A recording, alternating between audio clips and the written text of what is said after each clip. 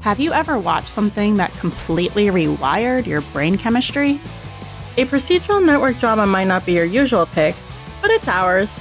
This is The Buddie System, a 911 deep dive podcast hosted by three friends who have DM'd each other enough character dissertations to earn a PhD in media literacy.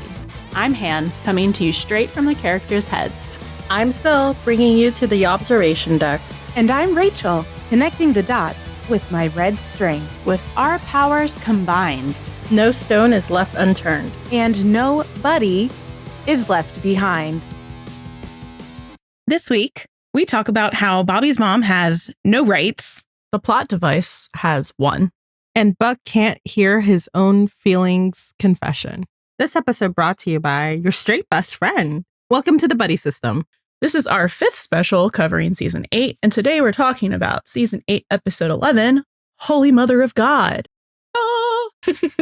Written by Taylor Wong and Derek Sioch. Directed by Aisha Hines. Yay! That's our girl. So yeah, this was an incredible episode to watch. Some general thoughts to start us off, I guess.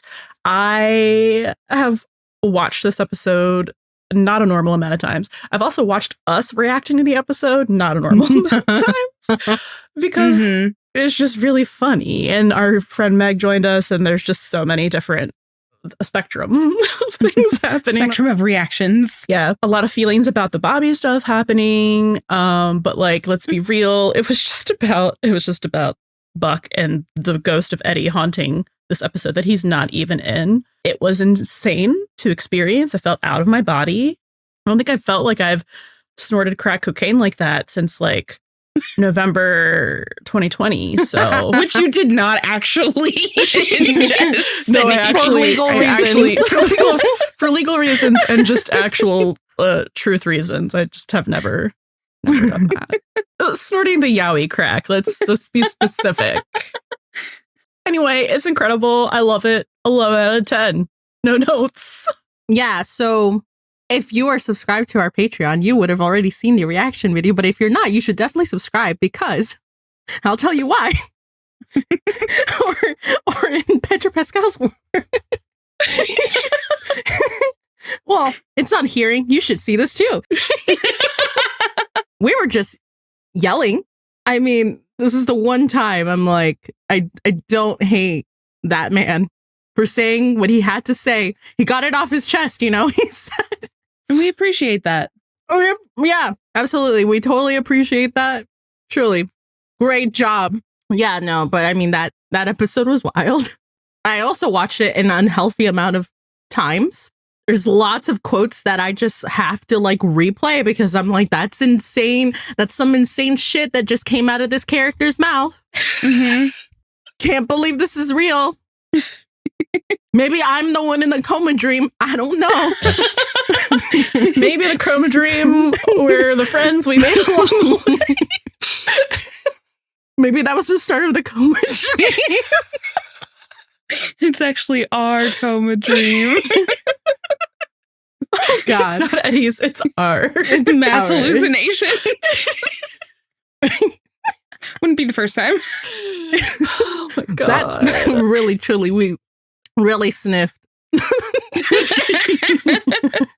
Metaphorically. Sorry. Yeah, no, we really for legal reasons. We're joking. This is a joke. Yeah, no, I don't know what I was on that night, but I was on something and it was definitely the Buddie crack. And yeah, no, I need more of it. Tim, please, I beg, don't let me down now. Anyway, great episode, 10 out of 10. Aisha Hines, you are queen, you know, absolute queen. Thank you. But yeah, Rachel, how you feeling? This was such an interesting episode experience for me personally, because I was on my own unofficial crossover with Dr. Odyssey. Not sponsored. Not For sponsored. legal reasons, this is not sponsored. It just so happened, and I swear, this stuff is weird. It just so happens that I was going on a cruise the day of like the Dr. Odyssey crossover.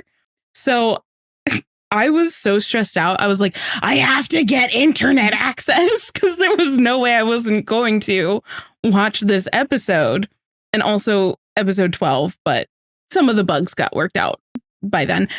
So I was just like, I was in a different place physically. I was in a different place mentally.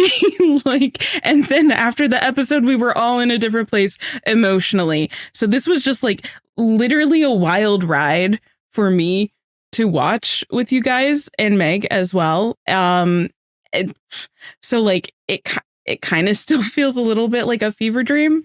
I think these last 2 weeks have been a little bit of a fever dream. 3 weeks, 4 weeks, however long it's been since we've been back for 8B. Thursday is a month. That's 4 weeks. Oh, yeah. Where has the time gone? Taking our brain cells, that's for fucking sure. It really has. I feel like we've been kind of just like flying on a high, and we have kind of yet to come down.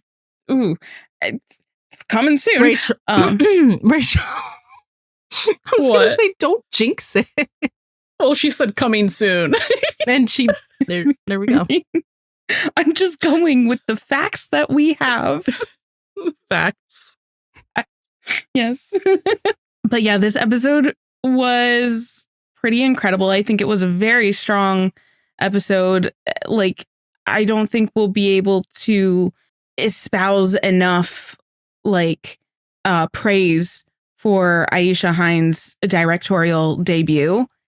So like kudos, many appreciations and gratitudes, and just like kind of blown away. Yeah, blown away by her direction in this episode. We'll talk about it more a little bit later. And just the Buddie of it all. I can't believe like we're getting some of this in like talking about in canon now. It's crazy. Can't wait for more. Anyway, so let's just breeze into some of these season themes that we continue to see. I think the biggest one for this episode for me was abandonment, because Buck has been abandoned by Eddie, and Bobby's been abandoned by his mother. So it's just like pretty straight up.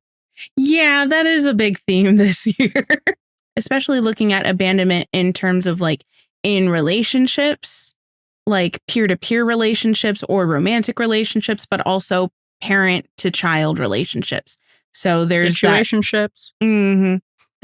There's a lot going on with that. Of course, that relates to love and family and how important like the family units are. And we're seeing a lot more like coming together for some of those family units, but also breaking them apart, which brings us to now this episode is not called Disconnected. That's the next episode. But I think there's a lot of themes around disconnection and reconnection or reunion in this episode that moves into 8-12 as well. So it's like feeling displaced physically or emotionally. You know, Buck is displaced out of his loft, and he feels disconnected from Eddie because Eddie is no longer there, obviously emotionally. Boo. And sorry. Huh? No, Eddie, boo. Boo. A line that will live in infamy. Then you also get this reconnection. So you see this reunion with Bobby and his mom and his brother, and kind of mending bridges with the family. We'll see that have kind of like a through thread in the next episode with Eddie specifically. But I think this episode was really laying some of that groundwork, you know, because they tend to do like 2 to 3 episode arcs, and those are kind of a unit thematically. So I think like 11, 12, 13 are going to be like that kind of disconnection, reconnection for a lot of our characters. Yeah. All right. So a few things for talking about behind the scenes. I don't think we'll be able to espouse enough like praise for Aisha Hines' directorial debut. It was incredible. I think I said this when we were watching it, so it might be on the live, either on the live stream or the live reaction, but it just seemed like such a cohesive entry into the 911 canon, right? Like it felt so this is what the show has always felt like. This is what it always is. And I think that's really hard for anybody to come in as a director because they switch them out week by week and not all of them are returning. That must be such a hard thing, a hard feat to accomplish. And to be able to kind of do that like on your first go around as director is pretty impeccable. And I think that speaks to her awareness of the show as a whole, but also like how the cast works together, how the crew works together, everything, all of it, just like. Yeah. And I would like to add on that, like, I think that she gave her own kind of like artistic touch. Yeah. Because it did feel very much, you know, like seamlessly a part of every other episode of 911. You know what I mean? Like it wasn't like something feels there's a disturbance in the force. But it did feel very much like there were maybe like different angles or like different kind of lighting or different kind of like like it was just a little more and artistic. Yes. Yeah. Yes. And then I think there was just something so special about her directing, you know, the people that she's become very good friends with, her coworkers, but especially Oliver and especially this episode in subject matter. Like, I just think there's something like, I think this would have been a great episode regardless of who directed it, but I think it would have been a different outcome, like in what we saw and maybe in Oliver's performance too, if someone else were directing it. I think there really is something special to be said about the relationship that Aisha Hines has with the cast specifically, because we can see that on play out on screen. And she did a couple interviews, and I'll just pull a couple quotes from there. And she said that she was in the pool of directors for the season, and they don't get to choose what episode they do. It just kind of, I don't know how they decide it, but the powers that be, whatever they may be, decide it. Wink. And she said, like, I can't even say that I chose 811. 811 chose me. And they just assign. So she was in the pool for the directors, and they just assign where they see fit. And I think this one fit very much so.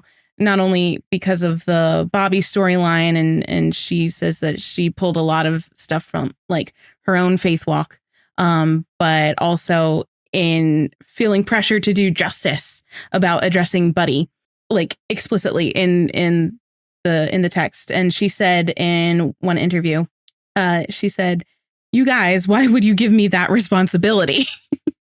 So I think she was very aware. She said, because now they're going to look at me as the person who is making the decision about how the story should go. And she went on a little later to say that she hopes in seasons to come we'll be able to see more of that and do so in a way that truly honors Buck and the journey that he's been on since season 1. So it seems like she was very aware of like the assignment that she was given. She understood the assignment. She really did understand the assignment. She probably understood the assignment better than anyone else could, or as well as anybody else could. And that's just so great. She did such a great job, and you really can see like her artistic style, because she has such a great like fashion style. So it makes sense that and she loves art. Like she's Yeah. constantly at art shows, like posting them on her stories and stuff. So I just know that like that transfer. I don't know if she's an artist herself, like other than obviously acting and that, Like but I don't know if, visual like artist. a visual artist. But like It seems regardless, she has an if artistic she is heart or isn't, and an artistic eye. it very much comes through. And I can't wait to see her direct something else. I'm Please. sure it's going to be kind of probably like a once a season kind of thing, like we saw with Jensen. I think he got to direct like one a season. It's very hard when you're also like Directing starring yourself. in it. Yeah, so like it obviously had to be a very Hen light episode. Which like we love Hen, and we know we're gonna see her later. Yeah, but I think we speak for a lot of people when we say more, please. more, please. Thank you so much. And if any of the other casts like want to direct, we would love to see them. Yeah. Oh my try their gosh. hand at it too. That would be Sure. so much fun.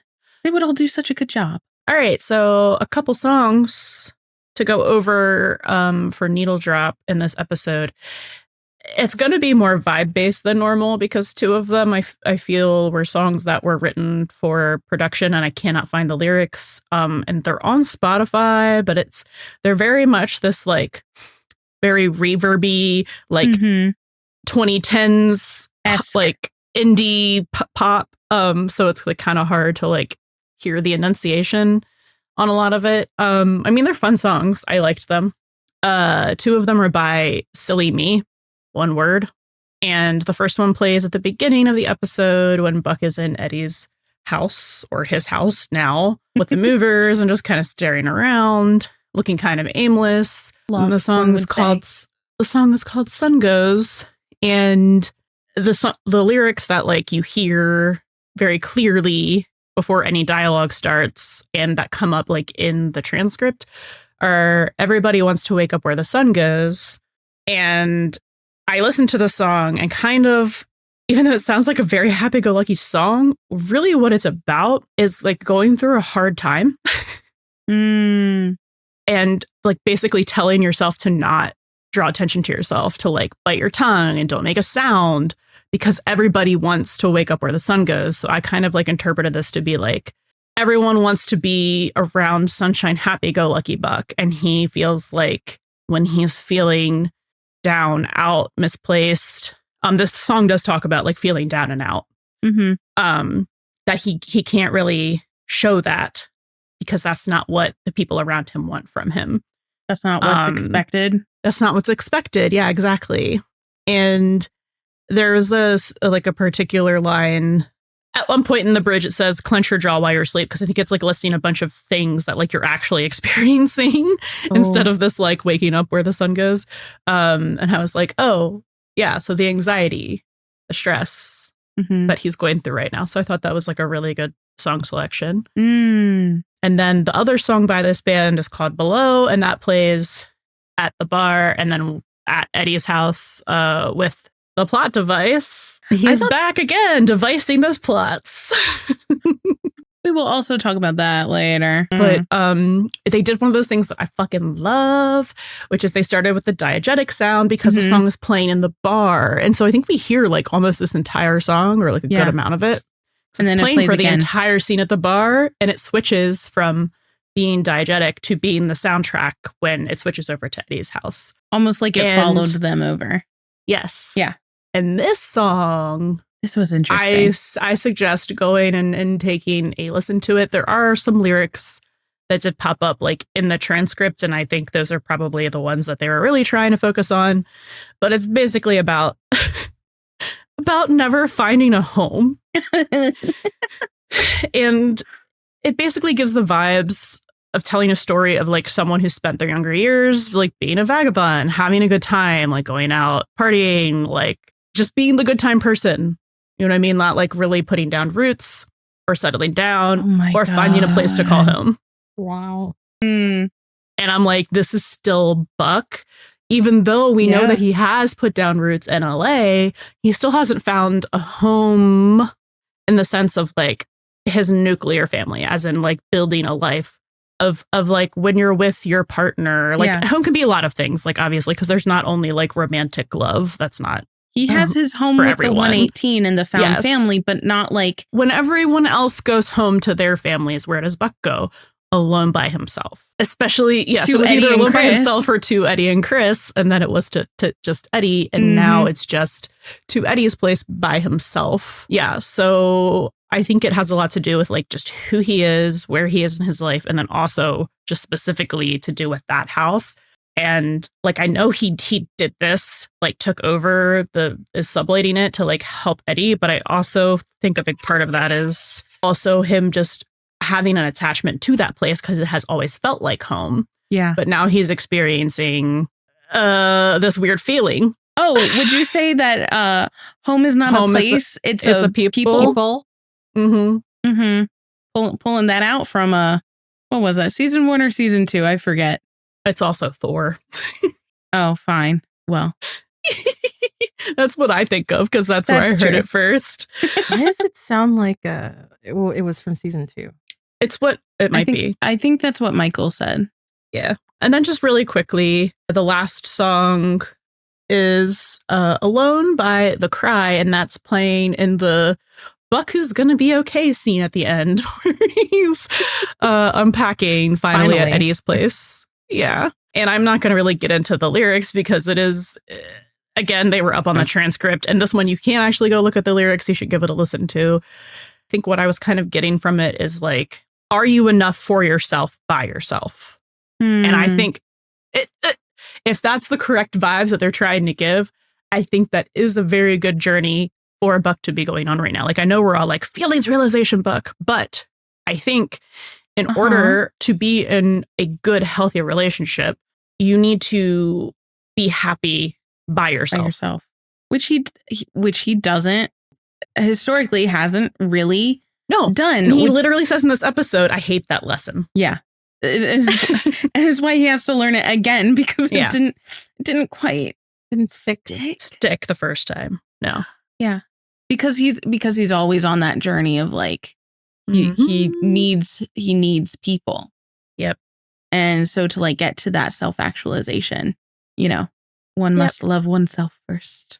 Yeah, and I mean, I think it's just the healthy thing to do, like before you get into a relationship, especially your last relationship, is your endgame relationship. Yeah, is to kind of make sure that you're kind of happy with yourself, so that you're not relying on the other person to like give you meaning or make you.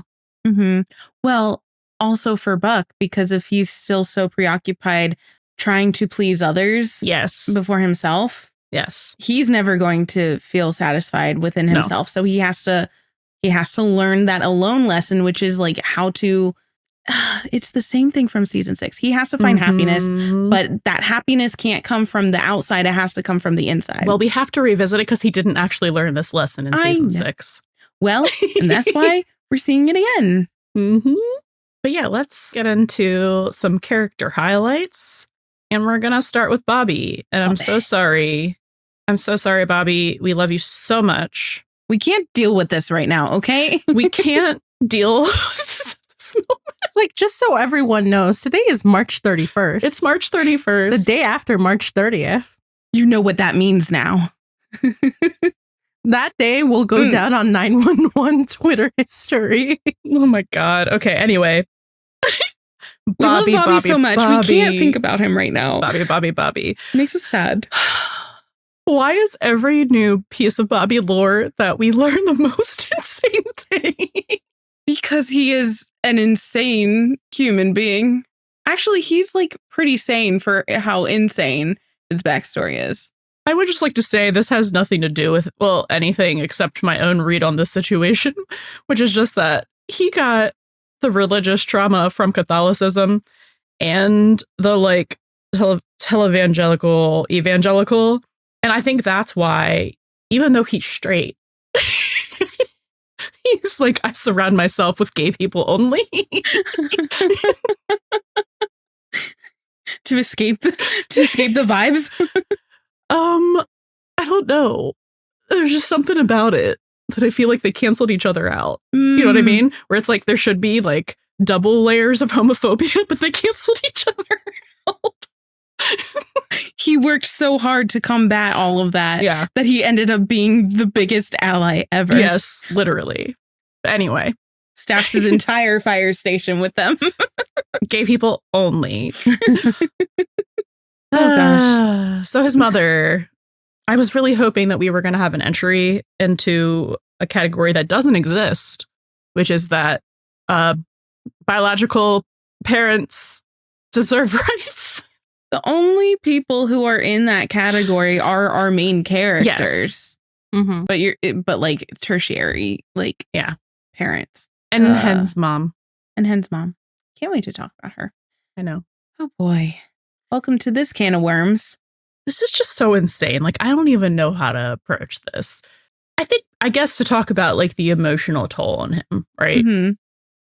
Which is just that Bobby and Buck are, well, we know they're very similar, but I think they're very similar in this way specifically, and how they look at their childhood trauma of what their parents did or didn't do for them. And they look at it as a shortcoming of their own, or they don't blame their parents, or they don't hold their parents actually responsible.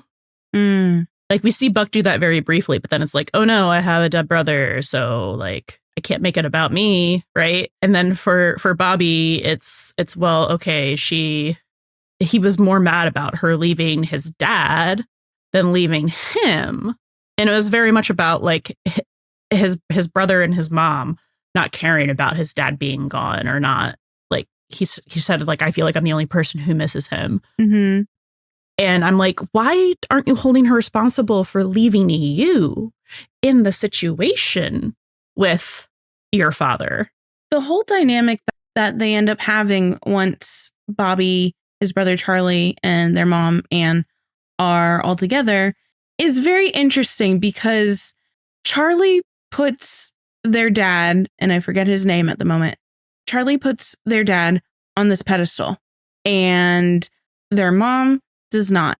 Bobby does but doesn't at the same time. It's a very interesting dynamic, because, you know, when they're at the hotel for lunch and Charlie starts bringing up their dad, and Anne is like, you know, you promised you weren't going to bring him up, and there's this like weird idolization, but also like trying to like, but not at the same time.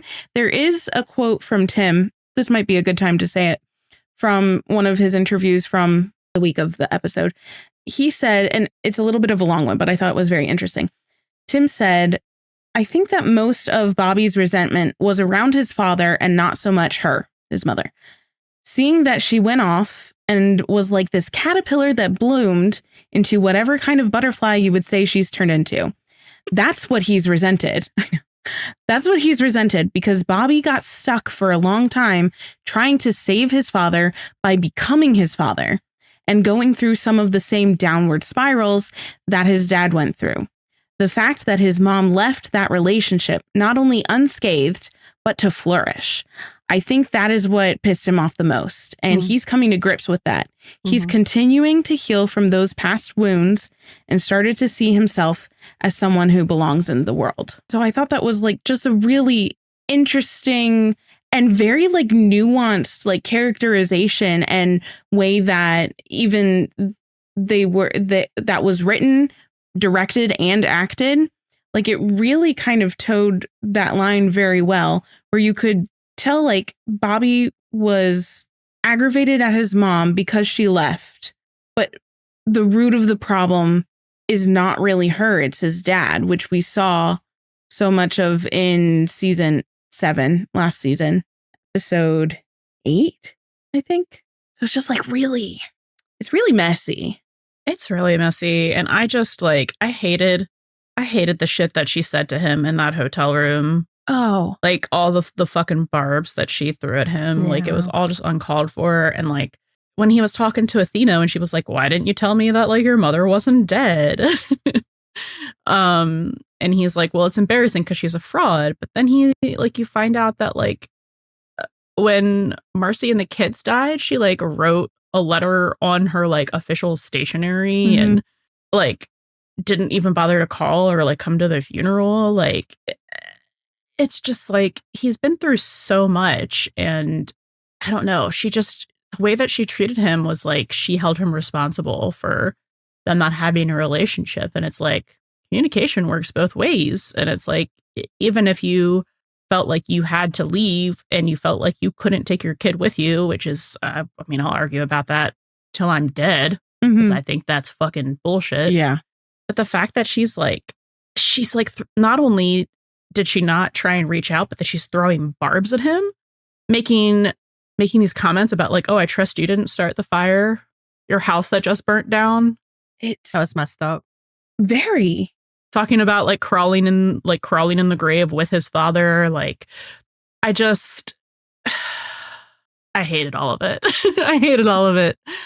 And if she didn't have terminal cancer, I would be I still don't like it. I still hate it. But if she didn't have terminal cancer, the fact that they reconciled would be making me like physically sick. Mm-hmm. Yeah.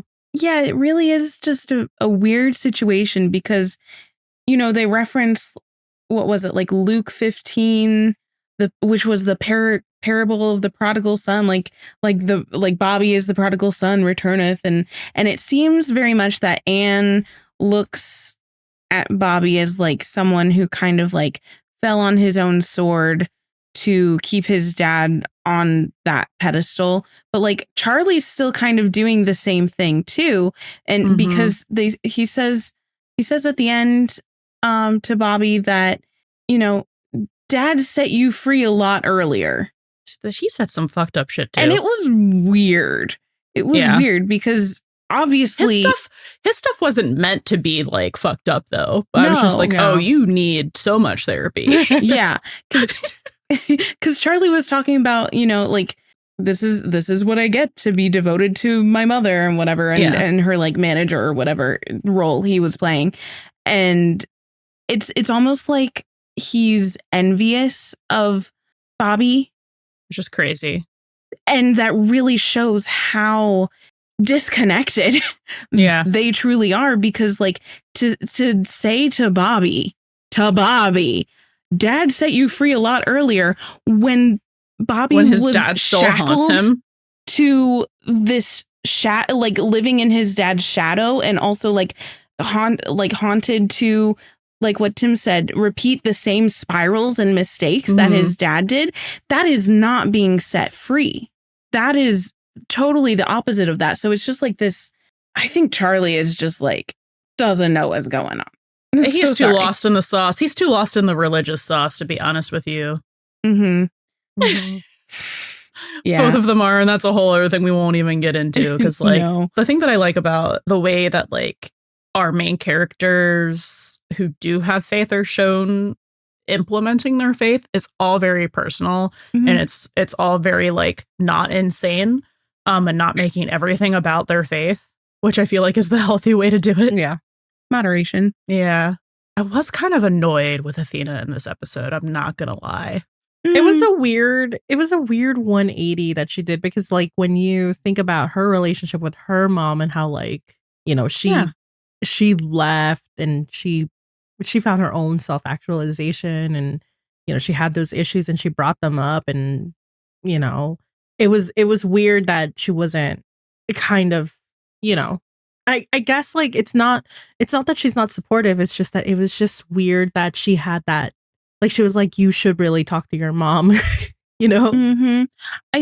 I think this is where we see some of Athena's faith come out a little bit, which we know was such a cornerstone of her and Bobby's relationship to even begin with, because, you know, she mentions, kind of like Charlie says, that maybe, you know, doesn't it seem like kind of divined that you, of all of the one fire stations in LA, end up at that call? And I don't think I even was annoyed with her then. I think I was annoyed that like after she went to the hotel and saw how his mom was talking to him, she was like, let's start over, or like was still encouraging it. I would have been like, and she's dead to us. I'd have been like, and she's actually dead to us. I mean, I get that it's probably like she knows like what Bobby needs, and that's what it's supposed to be. But like, yeah, that's kind of how I interpreted it. I just need someone on this television show to tell someone that it's okay to cut parents out of your life. Eddie. Like, maybe he'll be the first. Eddie, it's not. This is for you. It's not. I know. I think that's the one generational trauma. he's not breaking through. I know. No, he's just gonna tell them off, but it's not gonna. I mean, maybe they'll do it for him when they find out he's gay, but well. Yeah, I wasn't gonna say like here's hoping, because like that would be awful. But it's awful. Anyway, not to make it about Eddie. So sorry, Bobby. But you could.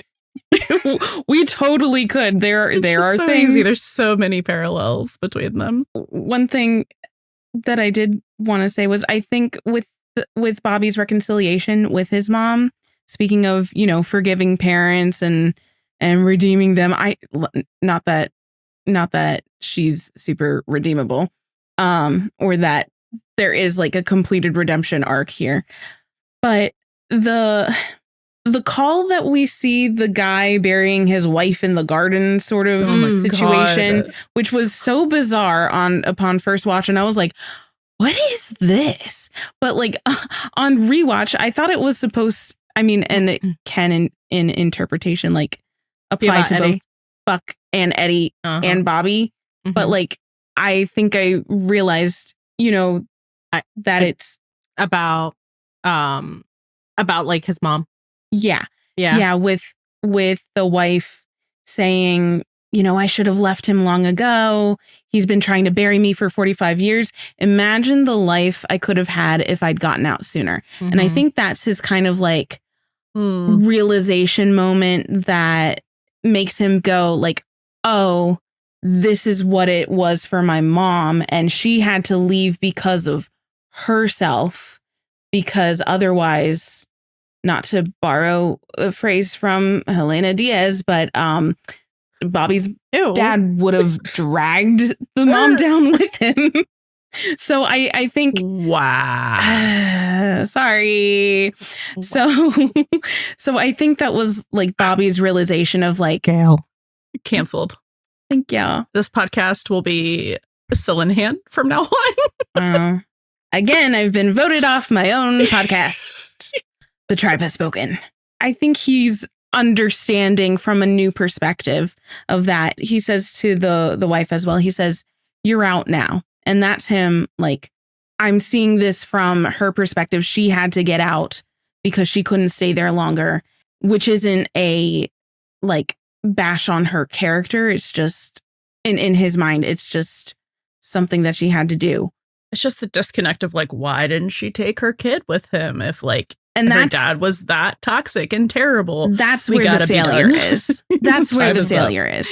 Yeah. And it's also just like Bobby falling on his own sword again, or the cross. Oh my God. Or Him whatever. being like, I've been guilty of breaking 1.5 commandments. I literally was my God. Honor thy father and mother. Okay, listen, not to break out. I'm like the least religious fucking person alive, but like I was raised in this shit. So when it comes to interpreting things from the Bible, you're not supposed to do it literally verbatim. And it doesn't mean that everyone deserves to be honored just because they gave birth to you. I agree. It means that in general, you should be respecting the people who gave you life and care for you. But only so much as they give you respect back. Exactly. Like like, how, what they say, respect should be, it shouldn't be given. It should be earned. Yeah. So like not redeemed, but it's nice that they have an understanding of each other. It doesn't fix anything, but it's like they're able to move on in peace, I guess. If it helps Bobby live his life a little easier, then I'm happy for him. The rest of his life? Shut up. Okay, now you go to jail. But also, where's Athena? I get to hate her forever and think that she's a terrible person. Anyway. Yeah, if there's something that can lighten the load of guilt off of and burden off of Bobby's shoulders, like Atlas holding up the sky, to do it. See, also just to end on a lighter note, he was objectively hilarious in this episode, because I love when he gets to break out his just like fucking sardonic shit. And he really was just. You mean like when she was in the hospital? It's like she's still alive because the knot is still there. I mean, she's still alive. That was hysterical. Like, Cap, she thinks I'm Satan. Tell her you're not. And just like the lore drop of That's my mother. Walks away. Classic Nash. He's so dramatic. He is. That's why he gets an honorary gay card, I think, because he's so fucking dramatic. I mean, the hair for the ice skating. Oh, that too. Where Diva. does the ice skating fit in with all of this? I'm still confused. Right? You know what? We're not going to argue about timeline. That's a timeline that we can discuss at another time. No. Here's a mini-sode idea for us. Bobby's ice skating past. How it fits a deep dive. A deep dive. Anyway, drum roll. What you've all come here for. We're here to talk about, once again, Buck Buckley having no brain cells. This is not one. And that Eddie took the half to El Paso. Oh, I thought he just packed it away in a box and still has not gotten it out. I was being generous. Except when we see Eddie, he definitely is not in possession of the brain cell. Buck has it again. Yes. Oh my God. Oh, Buck. Baby boy Buckley, he is going through it. He's going through it. When is he not? He can't even sleep at Eddie's house. What a way to start off the episode. Incredible. He didn't, you can tell that he just didn't think through that at all. No. Because he's like, Eddie needs help. I'll do anything. I am help. I am fixer. I am fixer. I am fix-it man. Oh my God. There's no consequences. As long as Eddie's happy and he's helped. There's no consequences. He does not think ahead enough to the consequences. I mean this not. So affectionately. Me too. He just acts and he's like, I'll figure it out later. And for him, most of the time it works out. But he doesn't usually, that doesn't factor into his decision making, which is fine. And it works for some people and usually it works for him. But this was a big one. This was a big change, like a twofold change, because one, Eddie is gone. Eddie not there. And two, you just broke your lease, bro. Yeah. But then he says it was up like 3 days ago. And I'm like, which one was it? Well, he didn't renew it. Wait. He put in his notice. He put in his notice, you know. Yeah, that's a lot.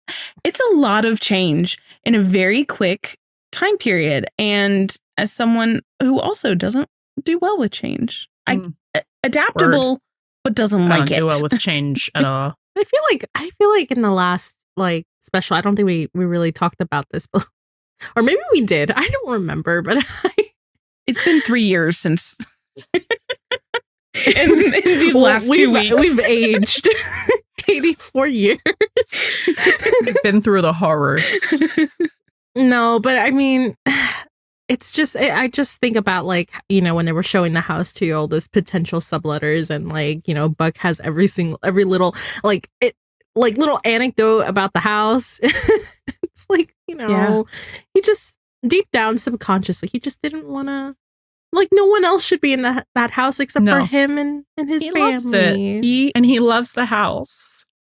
Yeah. Except he loves the house when Eddie and Christopher are in it. And that's the thing. It's like that really instills that idea of home is not a place, it's a people, because you can have the same exact surroundings and environment and know all of this backstory of this house, but without the people that made those stories come to life, it's just a house. So even though he was alone in his loft and he's still alone now, it's completely different because the context of which that home has always been before was a home full of people who he loved. And that's why it felt like a home. And now all it is a reminder that his best friend is gone. Stop telling people I'm dead. And no, really. Oh, really? Because that whole line sounded like he was dead. Yeah. So he can't fucking sleep there because even though he's used to being alone, he's not used to feeling alone there. So he shows up at his sister's door and we see parallel shot to 806 Confessions when Buck shows up at Eddie's door. It's the same, does everyone in LA have the same people? That looks like a fucking confessional. It's a different people, but it's still a people. But the shot is the same.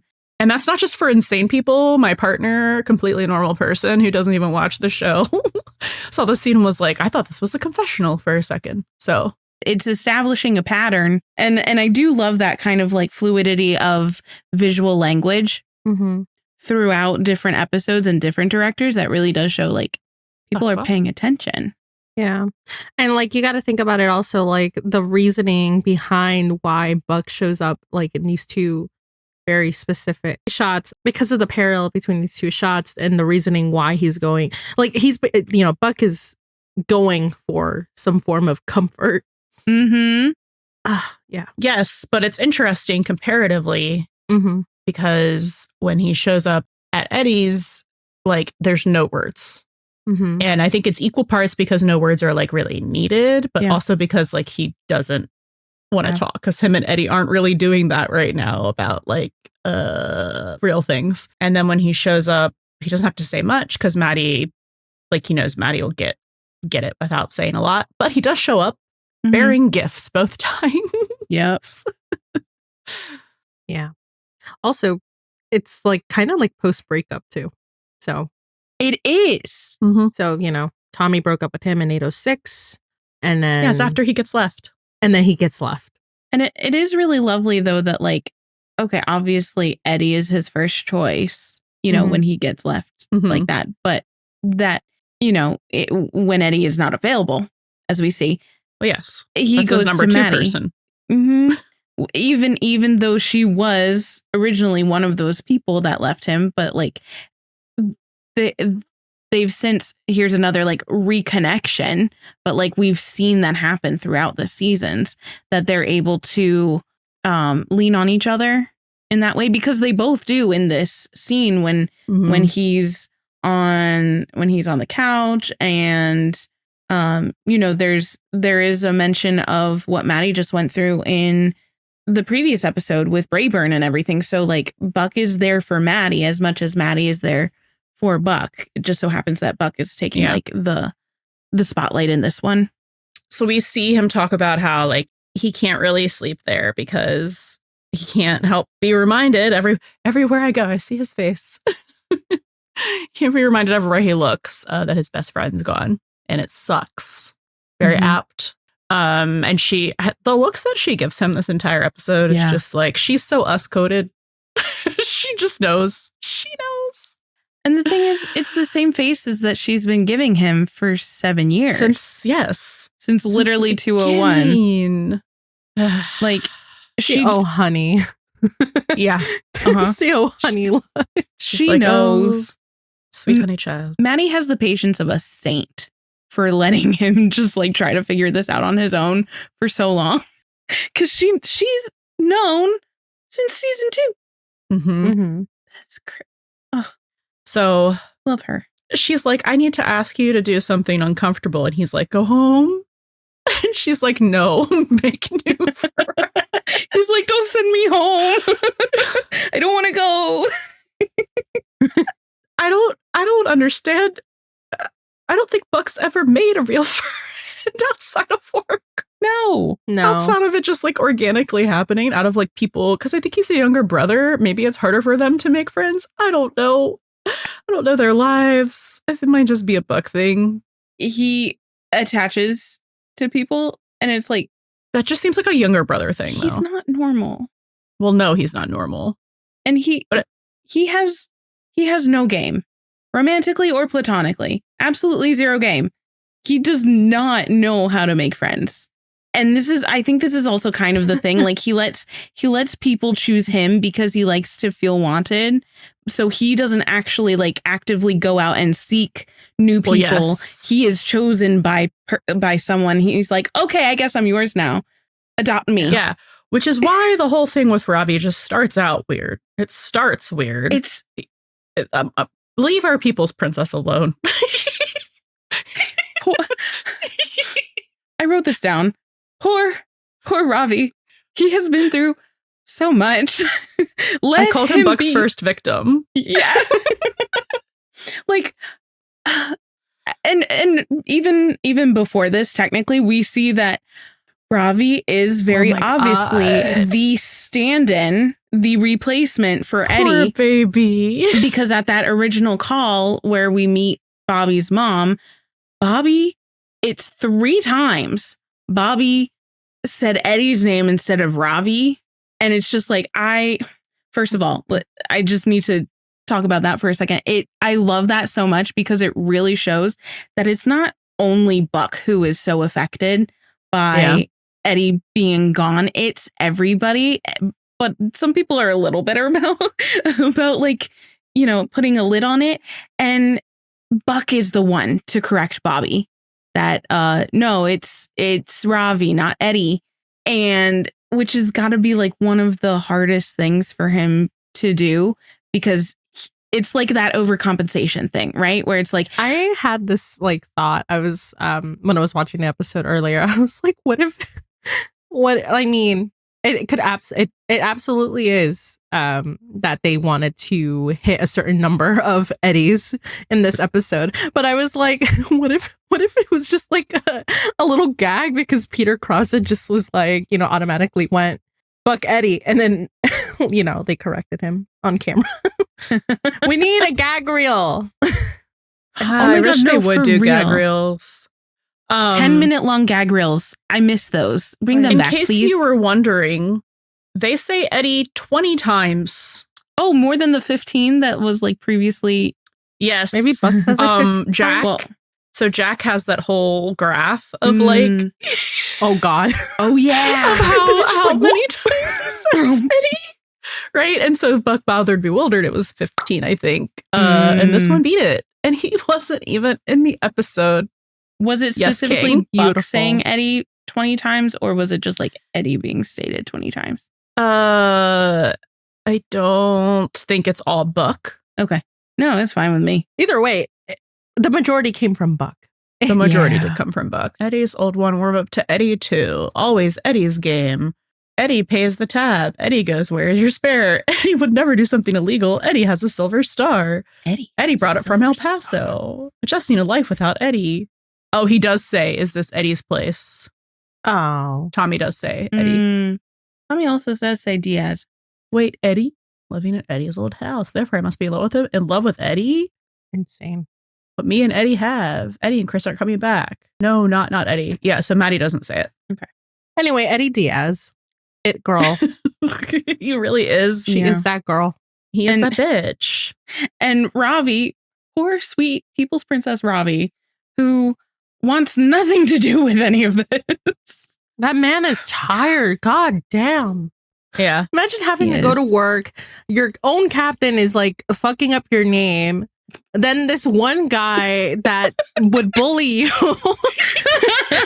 haze you, affectionate, chased you with a ketchup packets, and like in your shoes.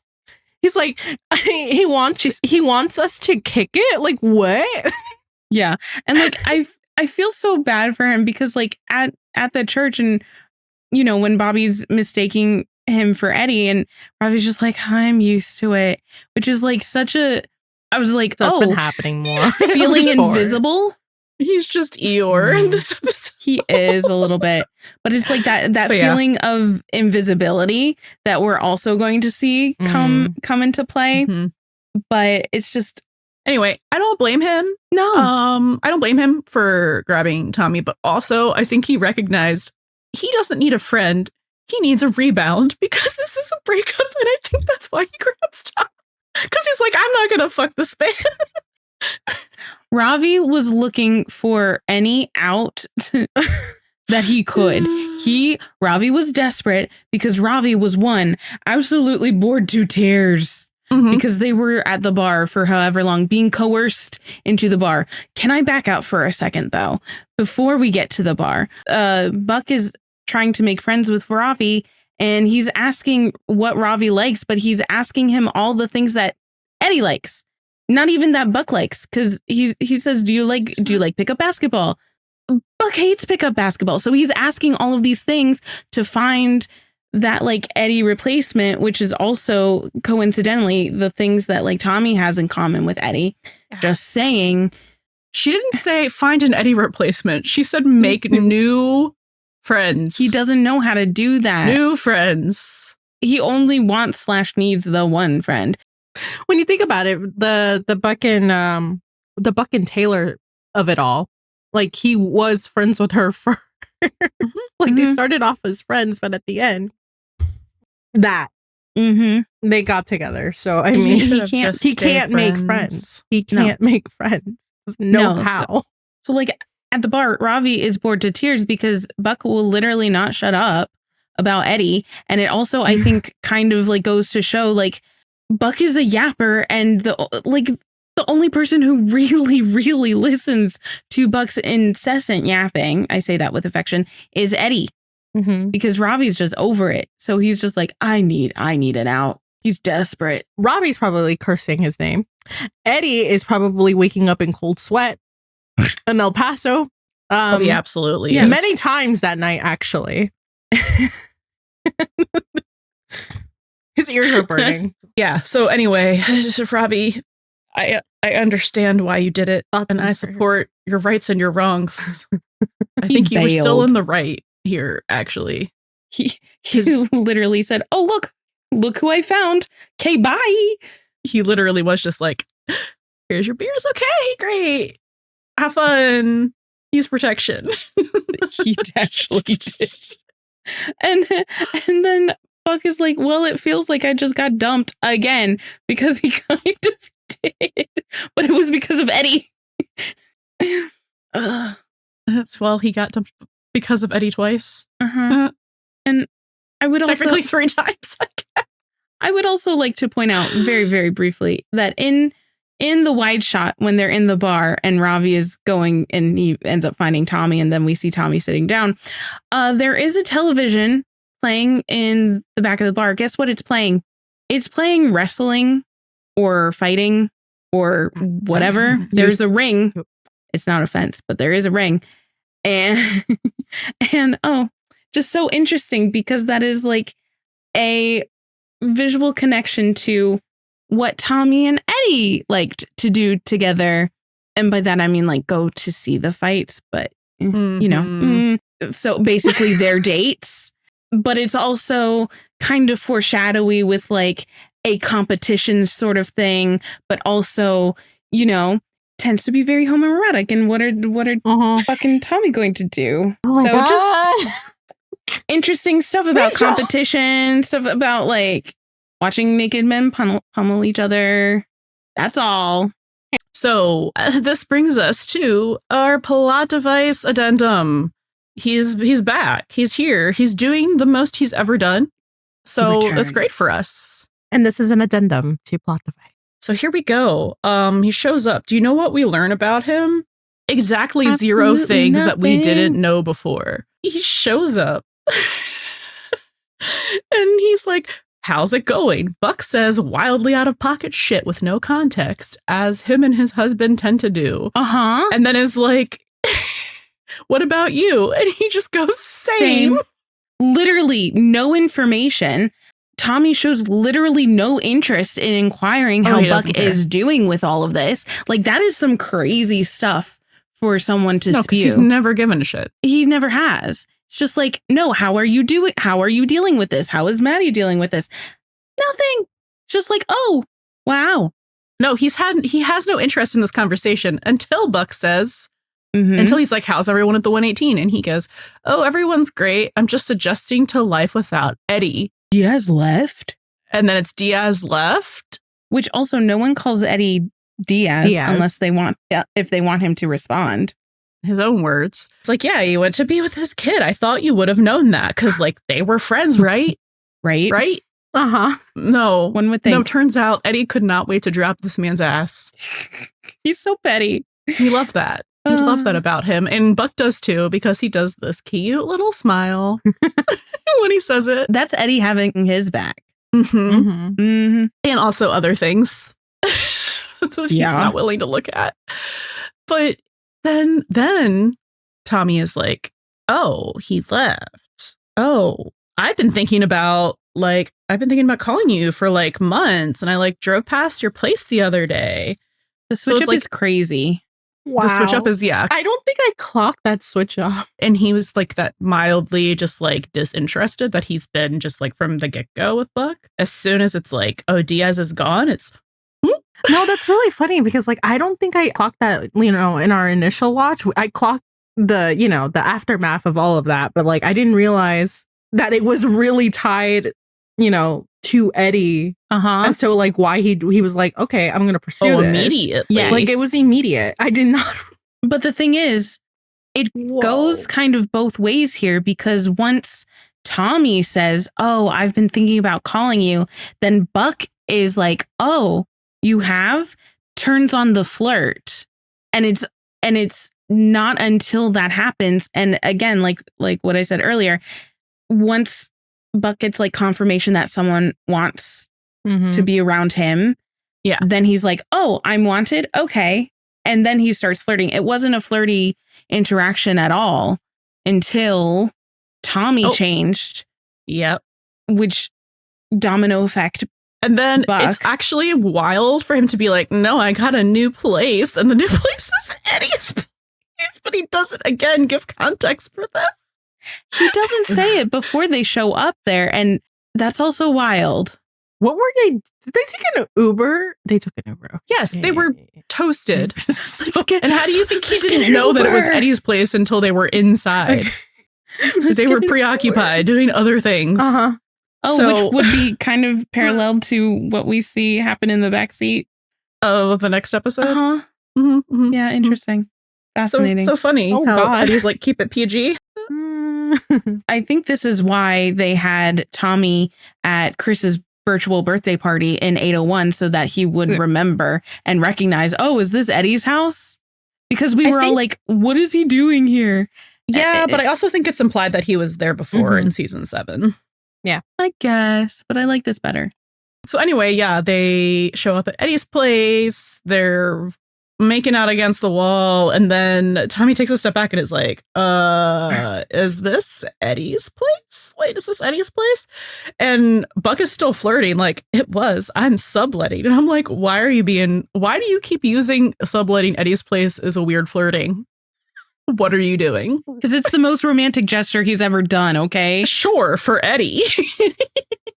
Well, he won't. Maybe he wants to talk about that. Well, he clearly does not want to talk about it. So yeah, anyway, they do the thing. He pulls them into the bedroom.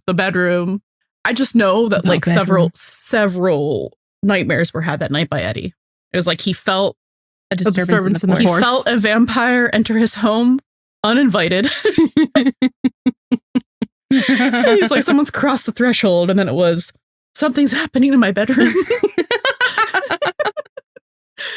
His But yeah, spidey anyway. senses were tingling. Mhm. Though the way this was shot, this scene with like the silhouetted lighting, I thought it was a really cool way to film it. Yes, That's all. because it also allowed Oliver Stark to not kiss this man, which I'm sure he appreciated very much. And that's what we call creative problem solving. Thank you, Aisha Hines And Andrew Mitchell. and Andrew Mitchell. Bless you both. But yeah, it totally made Once sense enough. because not only is it nighttime, not only are they like not there to be turning lights on, but like he hasn't moved into the place, so it's not like he exactly has mood lighting. It's only the overhead shit, or they're not turning that on. There actually are no lights. Yeah, Yeah. Anyway, Buddy's first time will be in the day. you mean in daylight? Daylight. Golden. Uh-huh. So then we see the morning after, which might just be my favorite scene in all of 911. It's unreal. Okay, if you had to, is Arrival 704, or do you just It's my favorite scene. I didn't say episode. It's my favorite scene. But if you had to pick between a scene and 704, Which scene in 704? no, just like versus the whole episode of 704. Oh. No, I would still pick 704 the whole episode. Okay. That episode is just perfection from start to finish. This scene, I can't Something believe else, it. man. We have to put a warning on this episode for drug mentions because I keep saying it, but there is gay crack cocaine in this scene. It is absolute We need to bleep insanity. this out. So we see Buck wake up. This man decided that even though they were together for 6 months, they're not together right now. This is the first time, and knowing Buck, that he's going to do something for him. That's nice. Just make him breakfast. I just have to say. Say it. That making breakfast for Buck in the morning after. I mean, listen, that is just the bare minimum. He is still doing the bare fucking minimum. Oh, Like, sure. He didn't even make breakfast. He got it from that place down the street. that too. Well, there were pans with eggs. He was making stuff He too. was Okay. making stuff. Ew, I'm giving him the benefit of the doubt. Disgusting. No, I'm saying it was even less effort. Or maybe he, Mrs. Dow, fired it. Like dirty dishes to make it look like he cooked. Who knows? Anyway, there's this gigantic spread of food. And he's putting champagne in the freezer because this man is fucking delusional. The LDR of the scene is basically that Buck is like, this was like this is the best night's sleep I've had. Like, this is the best night I've had in this place. It's also the only- first night I've had in this place. I love how honest he is about that, though. Because there was a full 2.5 seconds where I was like, what the fuck did you just say? In front of our salad. Yeah. There was salad But no, bowl it's on just the like because he ground. hasn't been able to sleep there at all. And then he's like, don't worry. I just wanted to say that like last night was great, but don't worry. I know it doesn't change anything. I ascended Mm-hmm. into a different plane of existence and have not come back down. What do you mean? What do you mean, Buck? Where have you heard those words before? Where have you heard those words before? Oh, this doesn't change anything. Okay. And it's almost like he said the words that you were hoping that Eddie would have said instead, or that you would have said to Eddie when he said this to you. Because he says, why not? Why doesn't it change anything? And Buck's like, what do you mean? Because this guy fucking dumped his ass Weeks ago. and was like, you'll break my heart. Like, I'm your first, not your last. And asks him out on Saturday. And Buck's trying to like get clarification, but in a flirty way. He's like, you want to try again? What Tommy says makes me so angry. And you know I don't get angry. You Which don't part? want to see me angry. What Tommy says about like, well, I'm not ready to move in. And it seems like you aren't either. I mean, Which is factually correct, but like it's almost like it makes me so angry because it's almost like the pressure is off, right? Because it's like the pressure is off. It's also bullshit too, because it's like, why would I backslide into a relationship? exactly. Not only with someone who broke up with me, but like if I was ready to move to the next step and you broke up with me because you weren't, why would I want to get back together with you when you're still saying that you aren't ready to commit to me? But on top of that too, it is Tommy again making assumptions and or decisions for Buck That's all rather it than is. asking what Buck wants. He's saying like, it doesn't seem like you're ready to move in to like anything serious either. But that's not. Well, he is it's very taking Buck's perceptive autonomy again. in this situation, as Buck points out. He also calls him Evan again, which is another backslide for Tommy because it just like He called him Buck one time. Yeah, it undermined the power of his goodbye, right? And it's like What power of his goodbye. exactly. It's just like, oh, I'm gonna call you Buck and like respect what you want, but then I'm gonna call you Evan again. Like he has any like We know he doesn't give a shit about Buck. That's not what we're here He's to talk only about. here for one thing only. That's actually what I was trying to imply. He's only here for one thing only. And the other thing is that, and I will continue to say this, I said this on Twitter and I'll say it here because you should hear this too. It is a tragedy. Oh, it is. It is a tragedy that man got to see Buck. All of that? He got to see all of that morning after glow. Like Eddie Diaz, stand up. Eddie Diaz, stand up. Get your ass back here. Get that dump truck back here. Oh my God. You can Phil's cut that call one. to action. Oh my God. Because be so fucking for real right now. Like, it's so bad. I think I'm going to cry. that Tommy got to see all of that. Yep. He did not deserve to see all of that. There's only one person who deserved to see all of that. That's so true. Anyway. He's like, you want to try again? Says the whole, I'm not ready to move in, but neither are you. And Buck's like, you're not scared that I'm going to break your heart anymore? And then one of the most insane lines the show has ever fucking written. Mm-hmm. Not as much now that the competition's out of the way. Insert sound of our brains collectively exploding like, wait, I'm sorry, what? Wait, what do you mean competition? Buck is genuinely confused. Yeah. And he's still flirty, so I think he's just like, ooh, someone else is interested in me? Like, tell me about it. Exactly, because he's like, oh boy, I'm wanted more. It's like, tell me I'm pretty. Yeah, tell me I'm pretty. Tell me you want me. Tell me other people want me. And as soon as he realizes that Buck really doesn't fucking know because of his response, he's like, no, I'm mostly kidding. Trying to brush him off. And Buck's like, no, like mostly kidding about what? And he realizes he has fucked up. He's fucked up. And he's like, never mind. And he's like, no, wait, I want to know. Like he's getting less and less flirty with every response Buck is. And he's like, come on, competition with who? Because the British accent comes out a little bit. Just a little bit. With who? With who? And he's like, come on, Evan, don't make me say it. And then, like, he does say it because Buck didn't have to reach that far down to realize he was talking about Eddie. And he's like, yeah, he scoffs and he's like, wait, Eddie? It's like, you're living in the guy's house, which, yeah. Point to Tommy. I'm so sorry, Buck. That's factual. It's crazy. And then Buck. The second most insane line we've heard in the span of 5 minutes. Okay, this is not his house. He was a renter. And he's straight. Like, hello? Okay. What does that have to do with anything? What does that have to do with him being competition? Buck. Him being a renter doesn't change that was his house for the entire time that you knew him. And that you're now living in it, that you're subletting it from you told him you were subletting.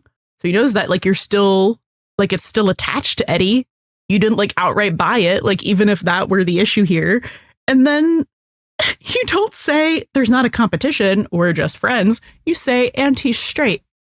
That's so interesting because you know what I would say if someone was implying that I was in love with my best friend or just implying that like my best friend was competition. What would you say? Romantically, I would say they're just my friend. Mm-hmm. I can have those. Mm-hmm. Mm-hmm. That's what you say if it's a normal friendship. Not, and he's straight. It's a complete like deflection apropos of absolutely nothing. Mm-hmm. And it does not technically have any bearing on the situation. On him being competition or your own feelings. Exactly. It's just like, he's straight. So like, there's nothing to see here. Yeah. Pay no attention to the feelings behind the curtain. and then the scoff heard around the world. Oh my God. Just bravo. Slow fucking clap. Excellent acting, excellent direction. That was the best delivery. Excellent direction. Great job. I'm sorry. And I know like your mileage may vary like intrinsically, like with the GA, it can be interpreted multiple ways, just like point blank. But for Tommy, this is like canon.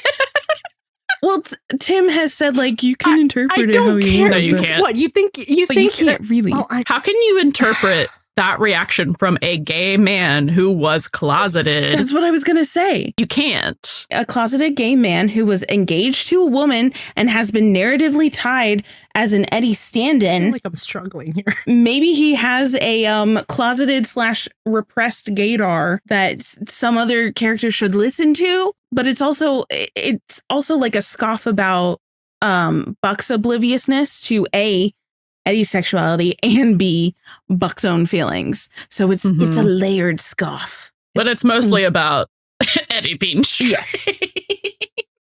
Which is the second time that we've brought up him being straight this season, which is so interesting because we've never felt the need to ever address that in the previous. Or any of the other characters who are straight. No, Why do we need to talk about it? never. So interesting. Do you know what the scoff okay is giving? Oh, I'm so sure. Yeah.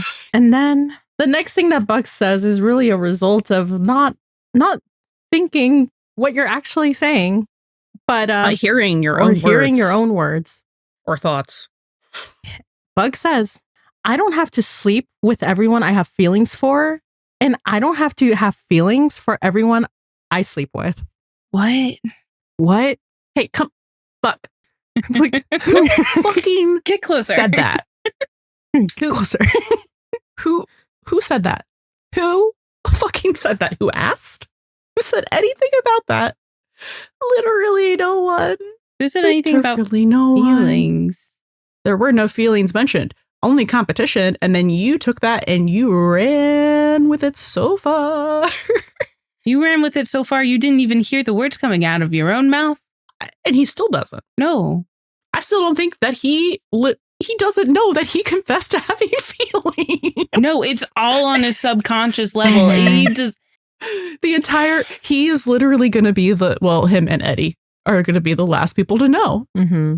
Because like everyone else knows, the whole general audience knows. I mean, we've known. But like, you're not okay. I was going to say, are you okay? I know you're not okay. But my dude, No one the has. cognitive dissonance. that is what it is. It's cognitive dissonance. It's just like, For that to be at the tip of his tongue so easily, I'm just like, how long have you been saying that deep in your subconscious? I don't have to want to sleep with everyone I have feelings for. He knows somewhere deep down we know that he has feelings. Since He season probably knew that before he knew he was bi. one. Mm-hmm. mhm. But like that wouldn't mean anything because he's just his best friend. Mm-hmm. There's normal best friend things, right? Normal best friend things. So normal. Okay. All right. We'll get to the Keep thinking unpacking that. stuff later. Yeah. Tommy says, got it. And then immediately he was mean when he said this. Like he was mean. And Yeah. I was eating up. eating that Yep. shit. Like it was a 5-course meal. It was so good. It was so good because it was like he deserved that kind of vitriol because it was like you're the one who keeps inserting the plot device is the one who keeps inserting himself into this situationship. No one asked you to. No one told you to. He even gave you an out. But you thought that you had won this competition so much that you got champagne, which is fucking insane. He was prematurely celebrating. Yeah. It's crazy. It was like, I won. Egocentrism there. Oh, But it's like, why would you even want to win by default? that's not even a fight. That's not even a fight. And you still lost. He's not even there. He doesn't even know he's in a competition. And there never was a competition. Let's be so fucking for real. Yeah. And also when Buck says that, girl. right? Also when Buck says that about, the counter, right? Where he doesn't have to have feelings for everybody that he sleeps with. Well, that right there just shows that he is way over Tommy. Yep.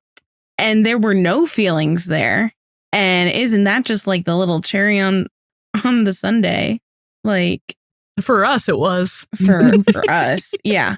And it's just the way that they were kind of using each other. I have a little quote from Tim from one of the interviews where Tim said, I think Buck could see a future there. He did say that, but I also think that in this moment, he realizes that he wasn't with Tommy for the sake of Tommy.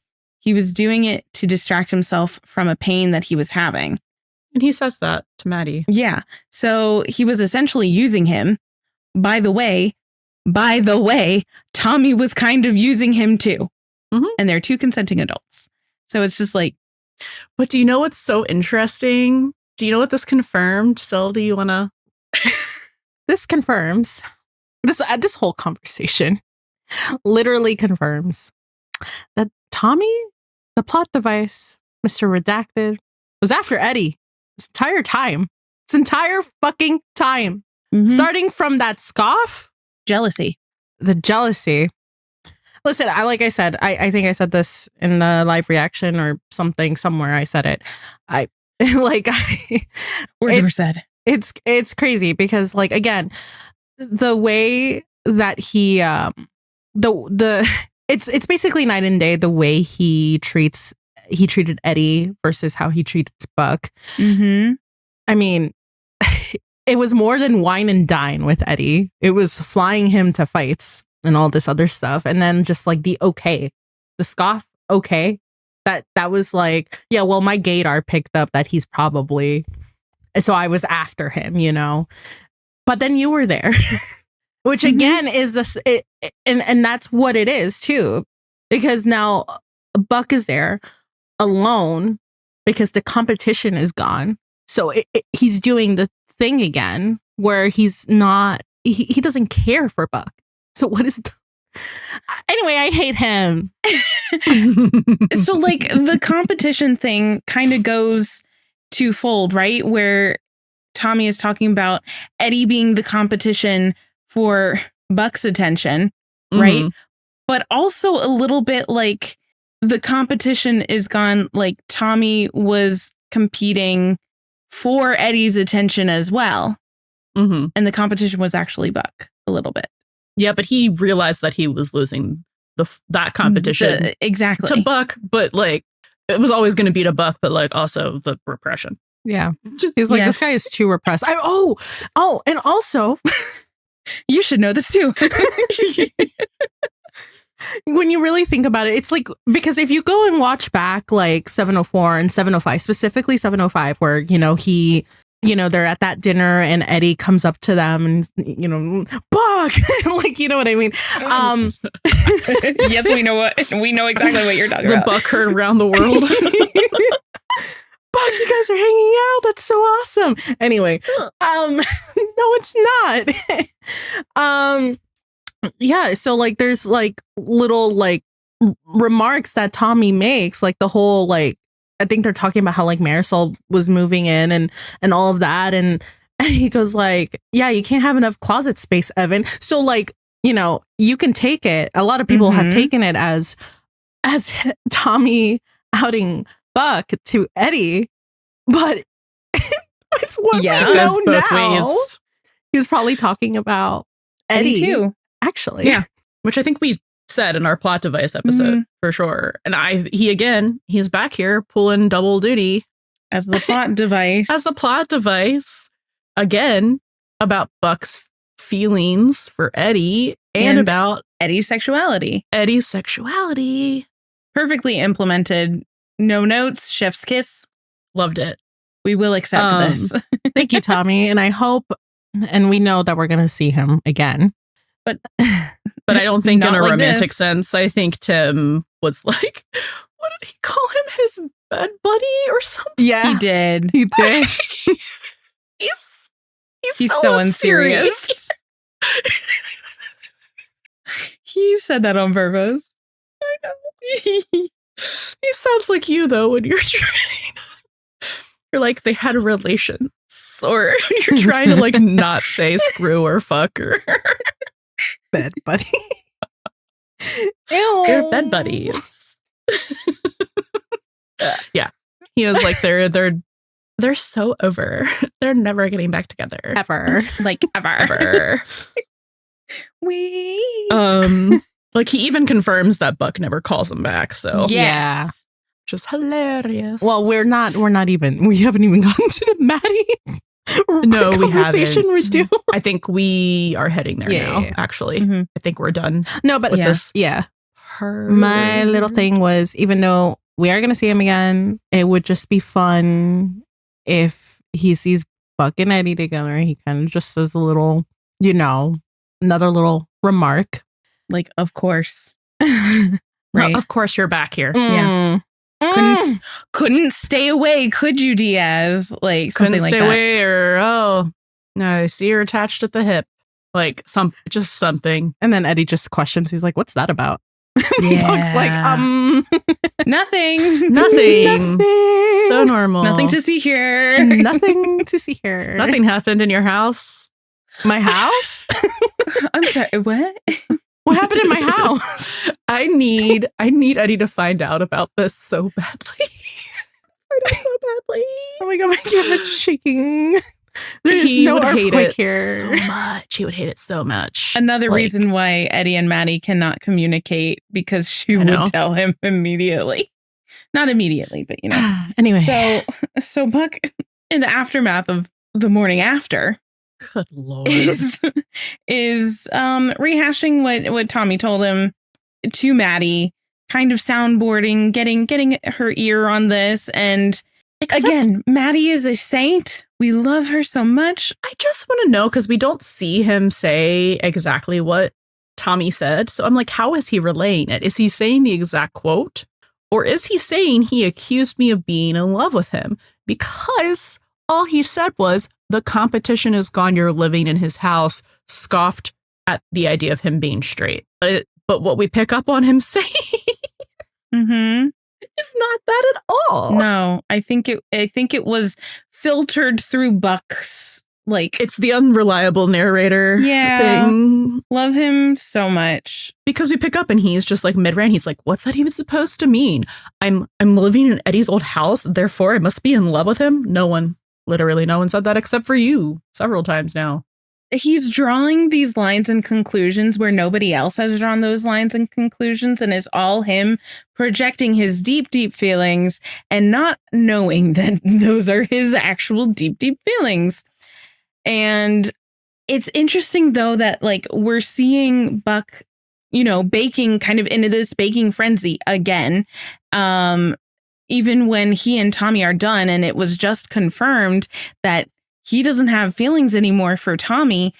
But to kind of bring it back to when Buck came over to Maddie's in the first place, when he was like, "Can I sleep here?" And he brought all of these baked goods. It's alluding to the Tommy baking, but it's not actually. Mm-hmm. It's almost like the baking was never about Tommy. It's sad about Eddie baking. That's what this is. So it's just like Buck's emotional turmoil sort of stuff. So yeah, it was never about Tommy.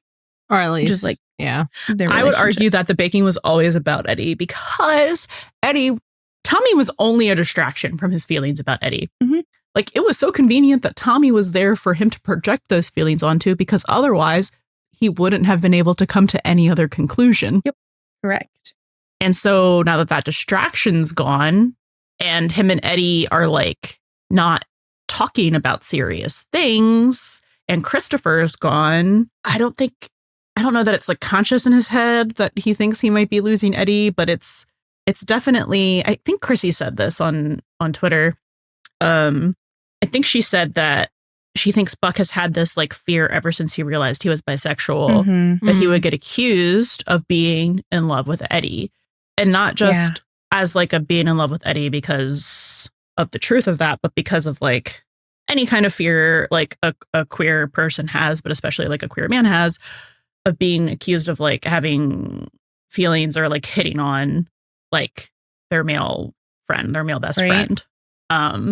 So, and I think I really agree with that. Like on some level, that fear was always there. And that's one of the many reasons that like Tommy calling him the competition really pissed him off. Yeah. But I digress.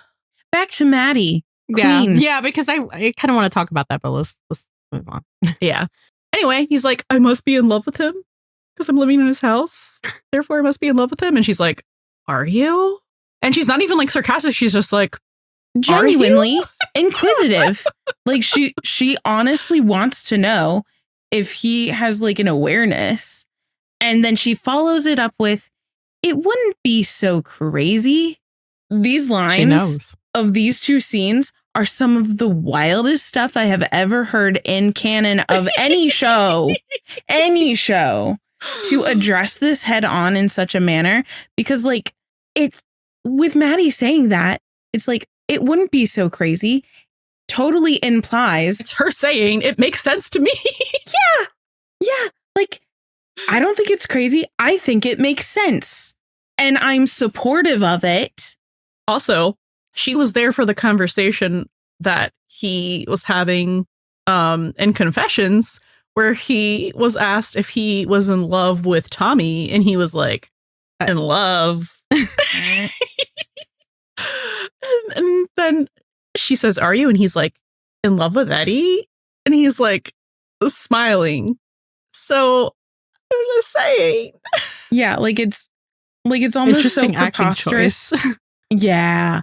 It's like, it's so preposterous to him that he finds it amusing, but also like, that smile doesn't lie. No. It's like, it's kind of like a little, yeah, but what if smile? You know what I mean? I don't know. Yeah. Like very briefly, just kind of like, like imagine. And then we're back to ranting. I just think the way that he responds here, even though he is denying it, is still worded weirdly. And I can't put my finger on it. But she's like, it wouldn't be so crazy. And he's like, except that I'm not. It's the lady doth protest too much. It's him consistently insisting that like, I'm not though. Everybody wants me to be, but I'm not. I promise. I just feel like the most natural way would just be like, but that's not how things are between us. Or like, that's not how I see him. Like, I just feel like I'm not. Except I'm not. I don't like him. He doesn't give any actual reason for why he isn't. It's complete and total deflection every single time. And he tries to do it in a couple different directions. He says, except I'm not, doesn't give a reason why their relationship is because of this. He's like, no, everybody seems to want me to be pining for my straight best friend. It just isn't like that. Doesn't give any reason. No one wants you to be. Who has said out of all of the people that he knows who are privy to this, and neither one of them said that you were in love with him. Who Maddie are these asked people if you that were want you to be? Because you said that you were accused of it, but you actually weren't. So really, you're the only one talking about it. It's giving projection. As much as everyone seems to want me, who's everyone? You? Your several DSM-5 diagnoses in a trench coat? Like who is everyone who seems to want you to be hopelessly pining for your straight best friend? We have never heard this from anybody. Is he just like making these assumptions from everybody because, oh, maybe that's how he actually feels? And he's like, I can't because he's straight. And it's just like, there's no reason to react like this if he didn't feel anything. There's literally no reason for him to react like this. He would be laughing. He would think it was funny. Yeah. He would be calling Eddie and being like, you'll never believe what happened. Like, hee hee ha ha, isn't that crazy? The only legitimate to him reason that he gives for him not being in love is because Eddie is straight. That's not a reason. It's almost like that's the only reason he can't admit his feelings or accept them. So interesting. And then like, does not having Eddie in my life and in the field leave a big hole? Yeah, it does. And it's just is there an aching chasm inside of me without him around? Jesus. Yes. It's like, bro, be so fucking, bro. Come here. He's so dramatic. It's like, do I feel like half of me is missing without him here? Yes. Be so fucking for real, man. Man, like, do you hear yourself? He doesn't. This is a rant. At Evan Buckley, do you hear yourself? No. Gaping hole, pining for my best friend.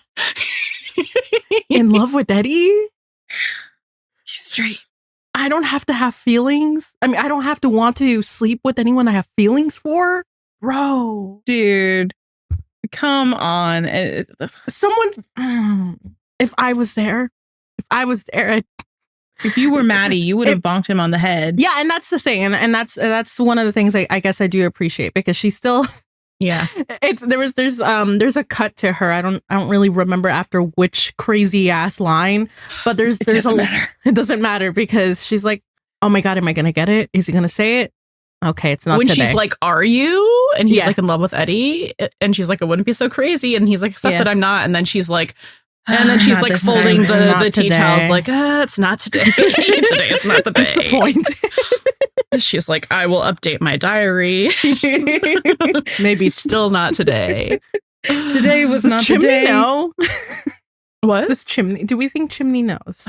I want to say no because that man can't keep a secret. Yeah, but at the same time, that man was making faces during the subletting. He was making I think he ships it, but I don't know. I'm here for it. I just don't think that he knows on the level that Maddie does. He doesn't know on the level of Maddie, but he knows on the level at least that like, but he has Hen eyes. Knows. He has eyes. And Chimney knows, and Bobby knows. He has eyes. Yeah, he has eyes. But also her reaction to when Buck says like, I understand Tommy being threatened by what me and Eddie have. So interesting. What do you and Eddie have? What is this thing between you two? If you can't so name it, thing between you that got messy and hard. Is it a gaping hole? What are we doing with the double entendres and all of these lines, guys? What are we doing? What are we doing? I don't know, man. Yeah. But him saying, she's like, did you explain it? And he's like, in the meanest way possible. And then she makes a face because she's like, it's the big sister. Stop being mean to people. But also, he didn't. And he's say like, I understand what? feeling threatened. Blah blah blah blah. He seemed so relieved he was gone, and it pissed me off. Mm-hmm. Valid. That's normal. Yes, that's the most normal out of all of this. But then it felt like he was accusing me of something. He wasn't. Nobody said that, bro. He wasn't. It's almost like you feel guilty for emotionally cheating. Oh my God, Summer's high fidelity. We're so bad. And is this what he's been thinking the whole time we were together? I love that like seed of doubt that's been planted in his head now. It's like, oh, well, is the first relationship that I've had with a man kind of based on like this total, not necessarily a lie, but like this total like misinterpretation of my relationship with my best friend? That's where some self-reflection, that's where it opens the door for some self-reflection there, because that seed of doubt has been planted. I love that so much. It's not going to happen yet, but it's there. Then we're back to the plot device being a plot device, because do you know what? Isn't upset because, it was his first boyfriend who accused him of this, or because it fell apart and he wanted to get back together with him. Why is he upset? It just sucks that it was the first night I was actually able to sleep in this place. That's why it sucks. That's why it sucks. It sucks.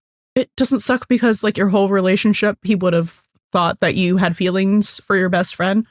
No, it sucks because you were missing Eddie so badly you couldn't even stand to sleep one night in his house, and you finally were able to. So interesting. Yeah, it's almost like, and here's that thing of Tommy being that Eddie stand-in again. The first night that Buck was able to spend in that house was with this weak imitation of Eddie. That's really interesting to me. He's giving great value, which is what we've been saying. And it's because subconsciously, to me, what it says is like the only reason why he's able to sleep in this house is because like he was able to subconsciously. I guess it's like kind of like, it's a warm body, but like also like the Eddie stand-in. And that's why he was able to finally sleep in this house. That's exactly what I was saying. Yes. Crazy. Yeah. Like it's not Eddie, but it's the closest I'm going to get right now. Because the whole fucking day he was just thinking about him. He couldn't stop thinking about him. Then we get him saying that he doesn't want to unpack, which like Yes. we know that's about your feelings. We know that's about your feelings. That's You've the made that thinnest very metaphor. clear in these two conversations. But yeah, and he's like, as soon as I do, it means that Eddie and Chris aren't coming back for real. Because he's in denial about so many things. Oh, denial for denial. And then he says, I should call him, huh? And she's like, oh my God, finally. That's what I've been saying. It's not like he moved to Mars. It's not like he died. She's like, he's getting it. He's Stop getting telling everyone he's dead. And he's like, No, I no, meant Tommy. I meant Tommy. And she's like, oh my God. Again, Someone Maddie, save this woman. patience of a saint. Put her out of her misery. She needs to be thrown a party once these two get together. does. Like for her emotional, like She's walking her brother down the She aisle. needs like emotional back pay. Yeah. she needs a massage. She needs like a spa day. Yeah. Paid for by Buddie. There's also in that conversation, there has been, obviously we were making parallels to Abby the whole time with the Eddie leaving and Buck staying in his house. Tim has said in one of the interviews that there was an original version of this scene, this conversation, where Maddie tells him, well, you did live in Abby's house for 6 months after she walked out on you. Rest in peace. We could have had it all. And he says, and Buck's point was like, yeah, well, I thought she was coming back. The reason I don't want to unpack here is because if I do, that means they're really not coming back. It was sort of a dichotomy, but he said he got notes on the scene and people were like, no one's going to understand this. And I should have listened to my gut. The audience would understand. And I would just like to say, yes, You're right. Yes. we do Listen to us. understand. We do understand you're correct, and you should not doubt yourself unless you're trying to kill Bobby Nash. And then you should absolutely Doubt yourself. doubt yourself. Think twice, think 3 times, and then change your answer. And if you need help, soundboard, we're here. You can always take a buddy with you. No, Because I can tell don't you do that. that is a terrible decision. But yeah, I wish they would have kept that in. I mean, it was so great even without it, but Yeah, because like we've been picking up on it for Yeah. weeks and weeks, but that would have been like a great clue in to the general Yes. audience. And it's like, yeah, you can have something referencing season 1 and people are still going to understand that. Like the people who gave those notes. Like, to me, this is what doesn't make any sense because we already like established or reestablished the Abby of it all. yes, exactly. mhm. A couple episodes ago. So like, why couldn't you keep that in? I don't get it. exactly. I don't understand They already it. reminded people she existed and then Yeah, he did say connected it. he Yeah. did say he really regrets not keeping that I in. know. Yeah. So that's the one thing that he would change about it. And I'm like, so fair, so right, Fair. so true. But yeah, he says he's gonna call to apologize because he's probably right and he was using him as a distraction so that he didn't feel alone. Maddie says it's not the best reason to get back together with someone. He says no, and then she says, like we talked about earlier, maybe it's time you learn the lesson again, how to be alone. And he fucking hates that lesson. Yeah. And then we get It's not a fun confirmation from Tim that he never calls him back because he gets busy. I think it just wasn't that important to him. Mhm. Oh, Because imagine maybe that. maybe he starts FaceTiming his husband. I don't know. Yeah. Maybe that's what he's busy doing. So yeah, this episode for Buck is just a wild ride. Like Yeah. we knew all this shit, but like seeing it play out in full neon letters. Like that is something that we witnessed with our eyeballs, and I think we're still a little bit in like, did that Crazy. actually just happen? It's crazy. We then get the scene at the end with him finally unpacking his stuff, not his feelings. Let's be The physical unpacking, the So clear. emotional will be later. And it's it's Buck who's gonna be okay again, and he's moving things around. My favorite part is just the couch that he just moves literally everywhere, even though there's only one spot that it actually makes sense for it to fucking go in that room. Well, I And love. that's where he ends up putting it. And then there's that parallel shot to him Yes. from 808. Let's take this So party to the good. couch.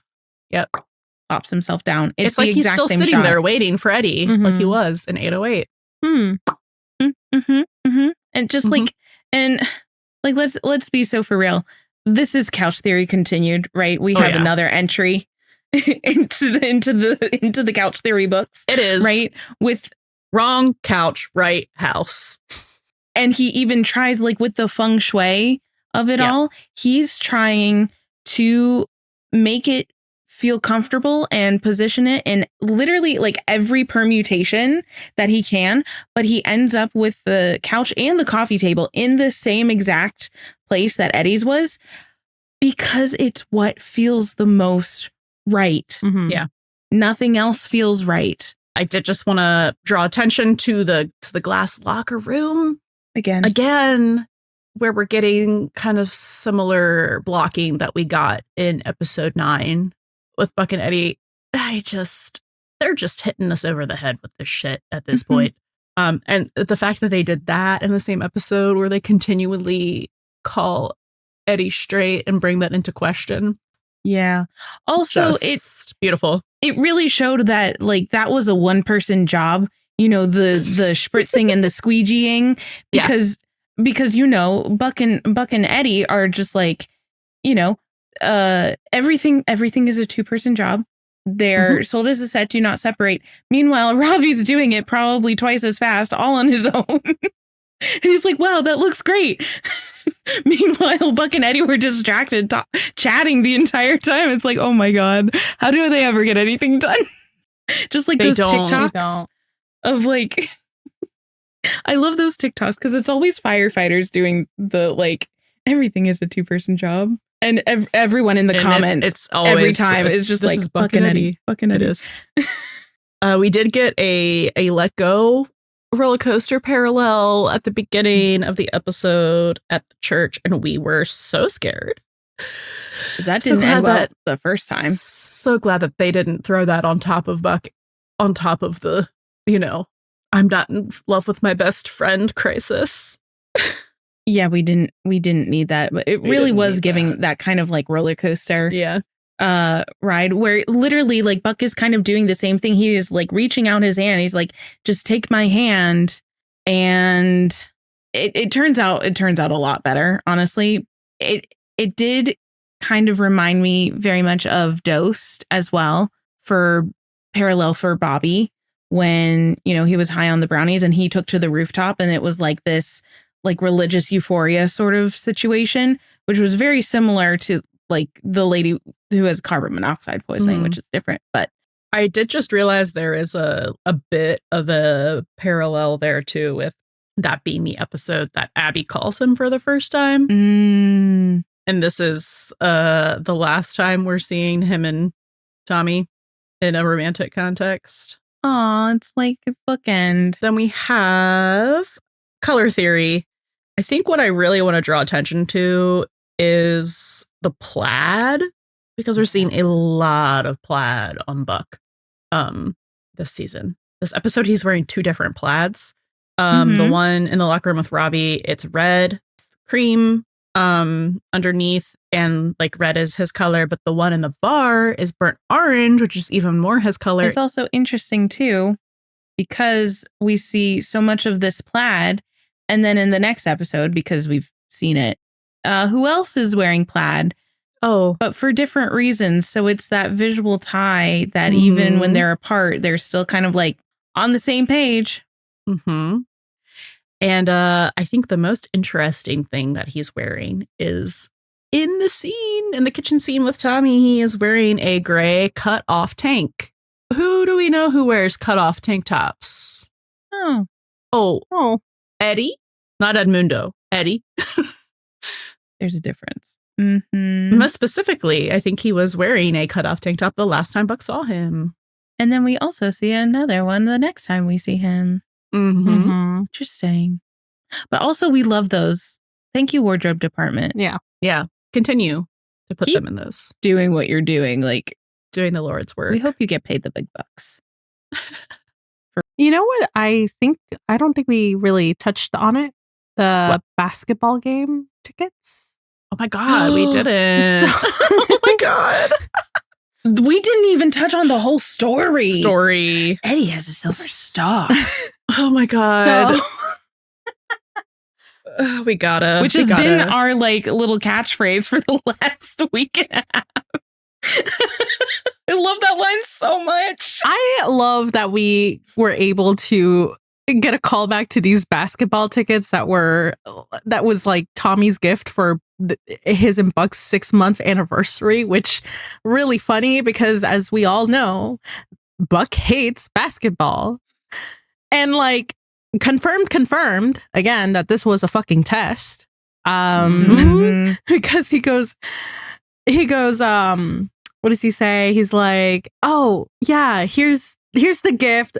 You can take Eddie if you want. And Buck's like, wait, really? And he's like, yeah, and die. So yeah, that was a test. And so again, this episode really, when you're rewatching this shit, you're just like, oh, wait, so it's because Eddie was competition there. So, and he was testing, it's been 6 months. Have I moved up in the ranks? Will he be like, well, no, it's our anniversary date. Like, it's our anniversary present. Of course, we're celebrating it together. No, he's considering it. It was like, oh, no, really? I can? What a great gift. Eddie loves basketball. Eddie has a silver star. So anyway, we get to hear the story. He's so obsessed with him. It's so embarrassing. We get to hear this lovely story because only in Buck's eyes is Eddie a cool person. It's so true. Buck. He's a loser. Loser for loser. We love him so much. And I'm sure Robbie is also like, God, these fucking losers. But anyway, Robbie's at the receiving end of this lovely story about how Eddie and Buck are on a not date. And you know, they're like, oh, well, Buck was like, oh, there's 10 minutes. We're going to be late to the game. So like Eddie pays the tab. And then, because it was a date. Because it was, yeah, he picks up the tab. And then they find that Buck's tire has a boot on it. And Mr. Competent, Eddie Diaz, would never do anything illegal, is like, Buck, where's your spare? and changes the tire in 5 minutes. And then they're on their way to the basketball game and leaves the boot. And then Robbie's like, isn't that illegal? And then Buck's like, no, Eddie would never do something Eddie would never do something illegal. Eddie has a silver star.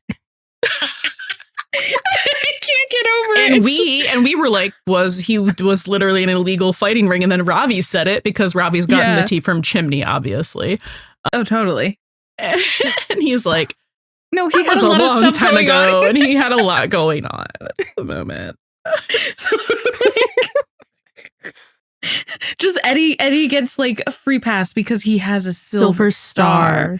He's so cool, which like we know he isn't, because so much of Eddie's entire arc has been to tear that down, but yet he's still the greatest in Buck's eyes. And it's just, oh my God, he's the smartest, funniest, coolest, most competent, most perfect person ever. With a silver star. That's love, man. Eddie has a silver star. He would never emotionally cheat. Deadpool's doppelganger. Maybe that's why he didn't flip out as much as like you expected him to. Eddie can do whatever. He has a silver star. Eddie's so smart. Eddie would never do anything too crazy. Eddie, literally, Eddie. Literally, that whole scene is so. Second cut you just broke Eddie. up with someone and are out with your friend who's trying to help you forget about them. You're getting wasted, and all you can do is talk about your ex. And they're like, literally, shut the fuck up. Yeah. We hate him. Even though Robbie doesn't hate him, but that's the energy it's giving. Mm-hmm. It's so embarrassing because like that isn't even a cool story. Like, I think it's funny. Like, it's a funny story. It's very Buck and Eddie. But it's not even a cool story because, like, sure, were they maybe not late to the game? Maybe. But was it costing more money to do all of that than to just pay to get the boot off? Absolutely. Tires for a Jeep are expensive. what made the story cool was that it was Eddie being like, oh, let's do this and we'll take care of it. I'll take care of it. It's like, I got this. Yeah, I got this. And it's just like one of those Buck and Eddie adventures that's like normal to, like, should be normal, is not normal to them because they are not normal. So gross. Yeah. It's so cute. It's cute, sweet, and gross at the same time because, like, in my head, I'm like, Buck is definitely watching this man do all of that, being so competent. And then, like, in his head, he's like, oh my God, this is my hero right here. No, and he's watching him do all that. And in his head all the time is like, what a man playing. Literally. Yeah. Oh, what a man. I just have to say this. To get a boot off of your car, it's like $150 to $200. Do you know how much it is for new tires? Like one new tire? It's like several $100s for a decent one. This is why they have bad credit. Because they're not making the smart, easier decisions. They're making the cool, adventurous decisions because it's Eddie and Eddie has a silver star. Oh my God. This is the kind of shit you would do like in high school. Like that's the maturity level we're dealing with both of them. I can't.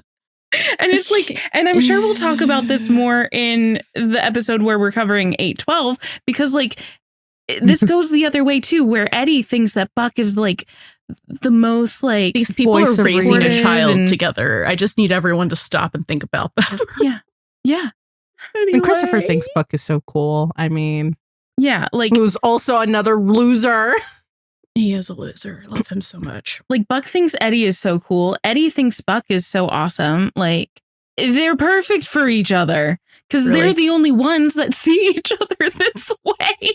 They're both wearing their Buck and Eddie glasses, respectively. They are. Only for you. So they're insane. I believe this wraps our section on Buck. Oh my God. How did we talk about choking? Choking? What? Oh. I'm not. It might have been. Does he choke? Maybe I'm just seeing things. So okay. So for Rachel, he chokes when like Tommy comes up. Okay. So like I was saying, this is this is the. It's Buddie. She literally is choking. Wait, my camera went the other way.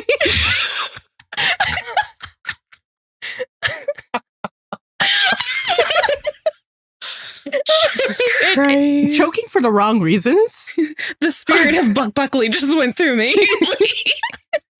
You mentioned Tommy, and I was like, just a small little, like maybe sort of kind of maybe not there really, but kind of sort of parallel.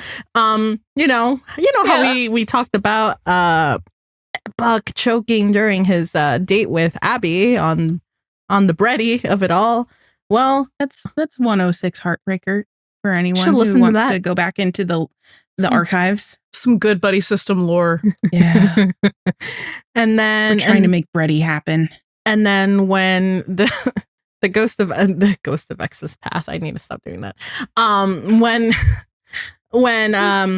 then when Buck finally sees Tommy, because fucking Robbie brings him over, he's like, Tommy, just choking things, because this is the second time he's choking on this is not a date, but it leads to things. So here we are again. It's not a date, but he does say, I feel like I just got dumped again. Yeah. Oh, I'm so glad you brought this up, Sil, because I did not make that connection. And is he wearing breakup green? Honestly, I think it was the t-shirt that he wore when Tommy broke up with him. Mm-hmm.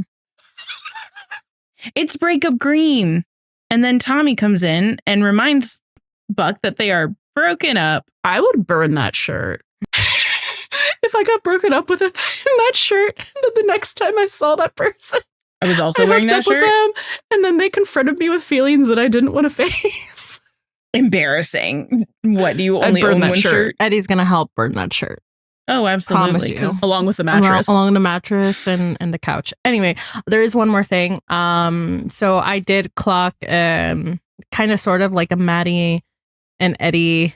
Well, it's not only Maddie and Eddie, but there's a parallel here in like 3 episodes technically. So at the the last conversation that they're having, where he's like, maybe I should call Tommy to apologize or whatever. Maddie's like, no, you need to learn how to be alone.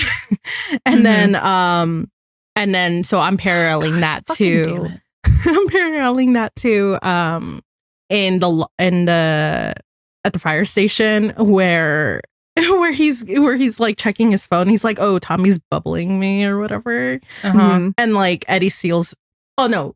He's like, oh, maybe something's wrong. Maybe I should call him. And Eddie's like, nope. And like him and Henry are like trading off the phone so like he doesn't, and like, you know, like that whole thing happens. And then we also have they're at Buck's loft, and this is when like she reveals that, or well, he figured out that she's pregnant. So he's like, wait, so you think I should, yeah, it's the same episode, right? Okay, so he's like, wait, so you think I should call Tommy? And she's like, maybe you should start thinking about what's next instead of what's past. So like, I mean, this is just fueling my Maddie and Eddie hate him agenda, but you know. Oh yeah. They do. Yeah, and that's also the same conversation where Maddie's like, the universe will bring you someone special. Well, now we kind of know who she's thinking of. Like, legitimately. Would it be so crazy? Like, oh, the universe is like screaming. Anyway, now we can continue. I'm done. I think it's fair to say that we've dissected that. What's next? Are Into the Looking Glass, which are just a bunch of big fat question marks, pretty much. Big fat nothing. Big fat nothings. It's like, okay, so at this point, we have watched 8-12, so we know what's happening there. That we're going to be covering 8-12 and 13 together because they kind of like, from what we understand, go hand in hand. So 8-13 is titled Invisible. It's going to air on April 3rd, and it's directed by Carla Braun. We do have a synopsis for this one, which is after the 118 respond to several calls from the same person, Hen steps in to offer them advice. Meanwhile, Eddie confronts his parents and takes a big step in his relationship with his son, which like we're so excited for because 1, we get Hen. We love when we get Hen. 2, we get Eddie confronts his parents, which we've literally been gunning for. Like I said, since like the end of season 7. Let's fucking go, Eddie. I'm going to hold your Pink Pony Club hat. Go off on them. I'm right here for you. Let's go. So that will be airing when the day that this comes out. And after that is just basically a big ball of we don't know. So the week after, I was like, oh, we get to see most likely possibly Angry Eddie again. We're here for it. Yes. We're so here for it. Eddie. Something about that. So the week after is 8-14, which is titled Sick Day. And it's part 1, we know, of this big emergency. And 8-15, which is titled Lab Rats, will air on April 17th. And it's part 2 of this big emergency. We don't know what it is. We know it's big. We've seen the helicopter-y things. We've seen Buck and Athena teaming up. That's literally all we know. Some sort of biological weapon. We've basically seen 911 terrorizing the residents of LA. Oh, absolutely. Yeah. What they do best, affectionately. And then I think that crying BTS thing we got was from, there's no way it's not from 14 or 15. So that's probably from 14 or 15. We don't know which one. And then 16, which 1, we don't have a title. 2, we don't know when it's going to air because they're taking April 24th off, and whether it's a 1 or 2 week hiatus yet to be 2 weeks, yet to be announced. Please be 2 weeks. All we know, well, no, we don't know anything. We just know what we've seen, and we don't like what we see, and we are concerned. No, this is spoiler alert. Like, I mean, this whole episode is spoilers, but this spoiler alert in case you haven't been on Twitter. And if you haven't and you don't want to know, maintain your peace. Skip ahead. Skip ahead. Probably several minutes. But yeah, if you were here on the events of March 30th, Sunday, you'll know. Hey, what the fuck? Yeah, what Hey. the fuck? Hey, Tim. Hey, Hey, Tim. Hey, Tim, come here. What do you mean? What the fuck? Come closer. What do you mean? What the fuck, man? hey, we were supposed to record this yesterday. You fucked up our recording schedule, Tim. Instead, we watched a live stream of a very creepy man for 3 hours. I deserve to be compensated for that. We do, actually. That was icky. It was really gross. We chose to enter that on our own volition, but also That's because true. we're the little What were we Dalmatians. supposed to do? We were We needed to know.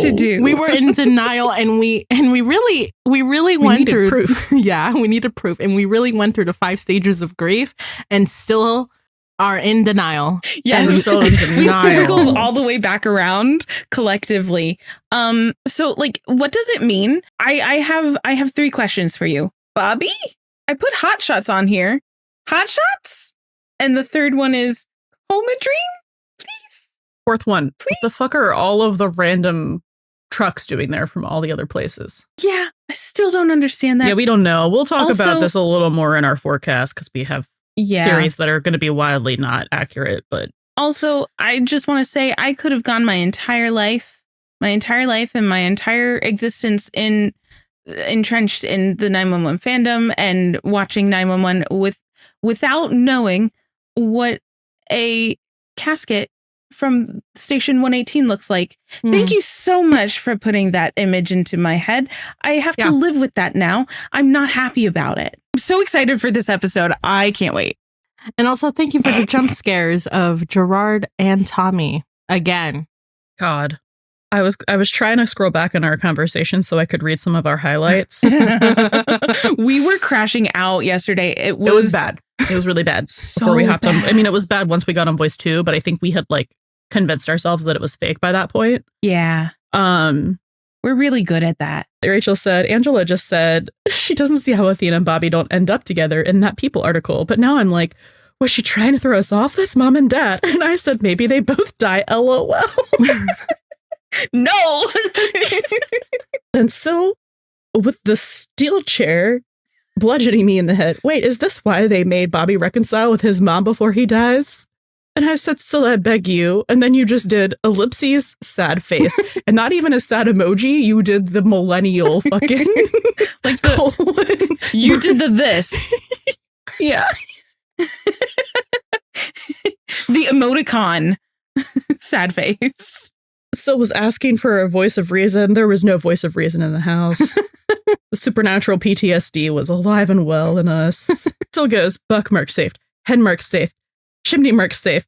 Where's Bobby and Eddie? Robbie Mark safe. And then I said, got it. Eddie and Bobby are both dead, shoved in the same casket. Oh my God. And you said, Tim said, here's the amnesia you ordered. It's for Bobby. That's what you wanted, right? And I said, Buddy. We said Buddy amnesia, Tim. Different group chat because Han's phone was dead. I go, guys, we are so cooked. Unless it's a nightmare. And then Rachel goes, And then Han's like, I am struggling to find motivation to record. I hate it. I hate all of this so much. Key smash. Key smash. And then Rachel's like, we can buddy Max and forget the BTS and be happy for a few hours. And then Han's like, can we? We have to talk. So we have to talk about Bobby. It's like you Bobby. forgot that Bobby was in this episode. And Rachel's like, oh, fuck. I did forget. I was like, oh no. And then Han's like, I'm really angry right now. May and Harry are back too, ? And then I go, why did Oliver say that he's excited for 16? Because this is evil. And then Han's like, that's the only thing keeping me minorly sane. And I'm like, if this is even 16. And then Han goes, because what if it's a presumed dead eats down bad every time? And I'm like, I want to say it's presumed dead. Like my body is crashing out really bad. Because at this point, what I was experiencing was literal tremors and anxiety. I was about to take Xanax. Prescribed. I was angry crying. I was angry crying, y'all. I was keeping it together until we got like the turnouts. And said, no, like I feel physically sick, Rachel. How do you want me to record what should be our gayest, rowdiest episode in these conditions? I don't know. And then more people showed up on set that we saw. Yeah. And then we were like, all I can think of is they wouldn't let a big death like this be spoiled by onlookers like that close down that set. Like 911, Just what like- are we doing? They'd be doing it Yeah. on a private lot, and I still believe that. Yeah. And then we were like, do we crash out tonight and record tomorrow? Because this. And we were like, yeah, let's just get on voice and crash out together. What flicked you into the no, we're not recording tonight? So was it the turnouts? No, it wasn't the turnout. It was the Is it Angela? It was when I saw Angela and the kids line up Yeah. Oh, holding the hat. and holding the Yeah. hat, and I was like, Yeah. Yeah. So this was I was This like, was fuck like- it. no. So this turnaround was like, okay, at 6:18, Sil said, actually, can we record today? Can we do it? And then 17 minutes later at 6:35, Sil says, actually, never mind. Let's not record. It was not a good time. It was not a good time, fam. I was mourning. I was in mourning. I was literally like, I think tearing up, shaking, crying, literally ready to start popping pills. I think you were feeling the same kind of shock like I felt during Oh. Voices. Yeah. With Yeah. the thinking Maddie was dead. Yeah. Cause like I was shaking and like not doing good. I was Um, getting a headache, and that's what happens when I get like really like anxious and so much anxiety. And yeah, I just get this headache, and I'm like, oh no. But I was literally ready to actually take some medication for that because we had to record. Yeah. And then I saw So, that picture. I mean, the reasons why we don't think this is real is because, first and foremost, if you're going to do your first major character death on a show, 8 seasons in, and it's your main character, Bobby's the guy. your main character, you're not doing it like this. You're not doing it in a way in which everyone finds out beforehand. Yeah. Because I didn't look today, but like, there's no way that some like magazines and shit didn't pick this up. This was everywhere. Or at least our corner of everywhere. A random fucking No, dude but was it is- live streaming the entire thing. Just don't think they would do it this way because, like, listen, they could have filmed a lot of it, but like having the Nash, the Grant Nash family up front and then the fucking turnouts, like they should have done that on a closed set. There's no way that you don't keep this under wraps, and there's no way that you don't do this in the season finale. And there's no way that this was for the finale. This was for 16 or 17, I think. Yeah. Mhm. So yeah, that just makes no sense. It narratively doesn't really make any sense. Like No. there's arguments to be made of like foreshadowings, but like 911 does not like have people resolve trauma just to then punish them like they did Dean Winchester. We're not doing that. That's not what we do here. So I just don't think it would make sense. Like it would just be like literally a tragedy for Bobby's character, for all of the characters, but Mhm. mostly for Bobby's character the Yeah. most. So I just don't think it makes sense. And like the one thing that like I know everyone in the fandom has different opinions on like what they like and don't like about like certain directions that the show has gone. But one thing that I don't accuse the show of having is bad writing or bad storytelling. Mhm. And I just don't think that this would be good storytelling.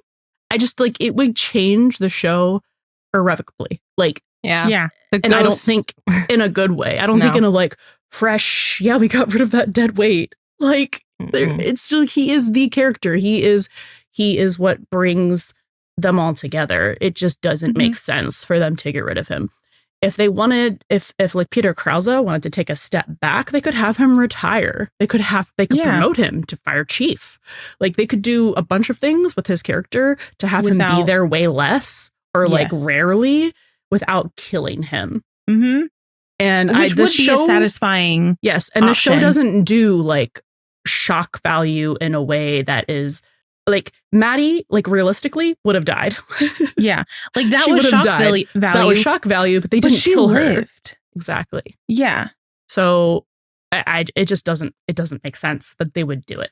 Now I do have trust issues because of Supernatural. Mhm. Thanks so much, Supernatural. So Yeah, I will fuck you keep guys.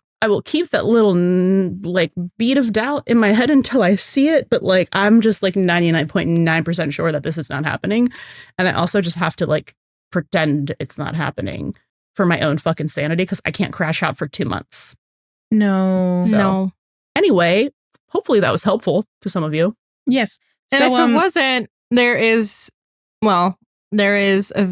some behind the scenes of like, okay, no one was sad. Like basically Yes. no one was Yeah. sad. And there's a group photo where honestly even Angela's just honestly Yeah. they're being silly goofy. they're being so which silly. was hilarious and so sweet.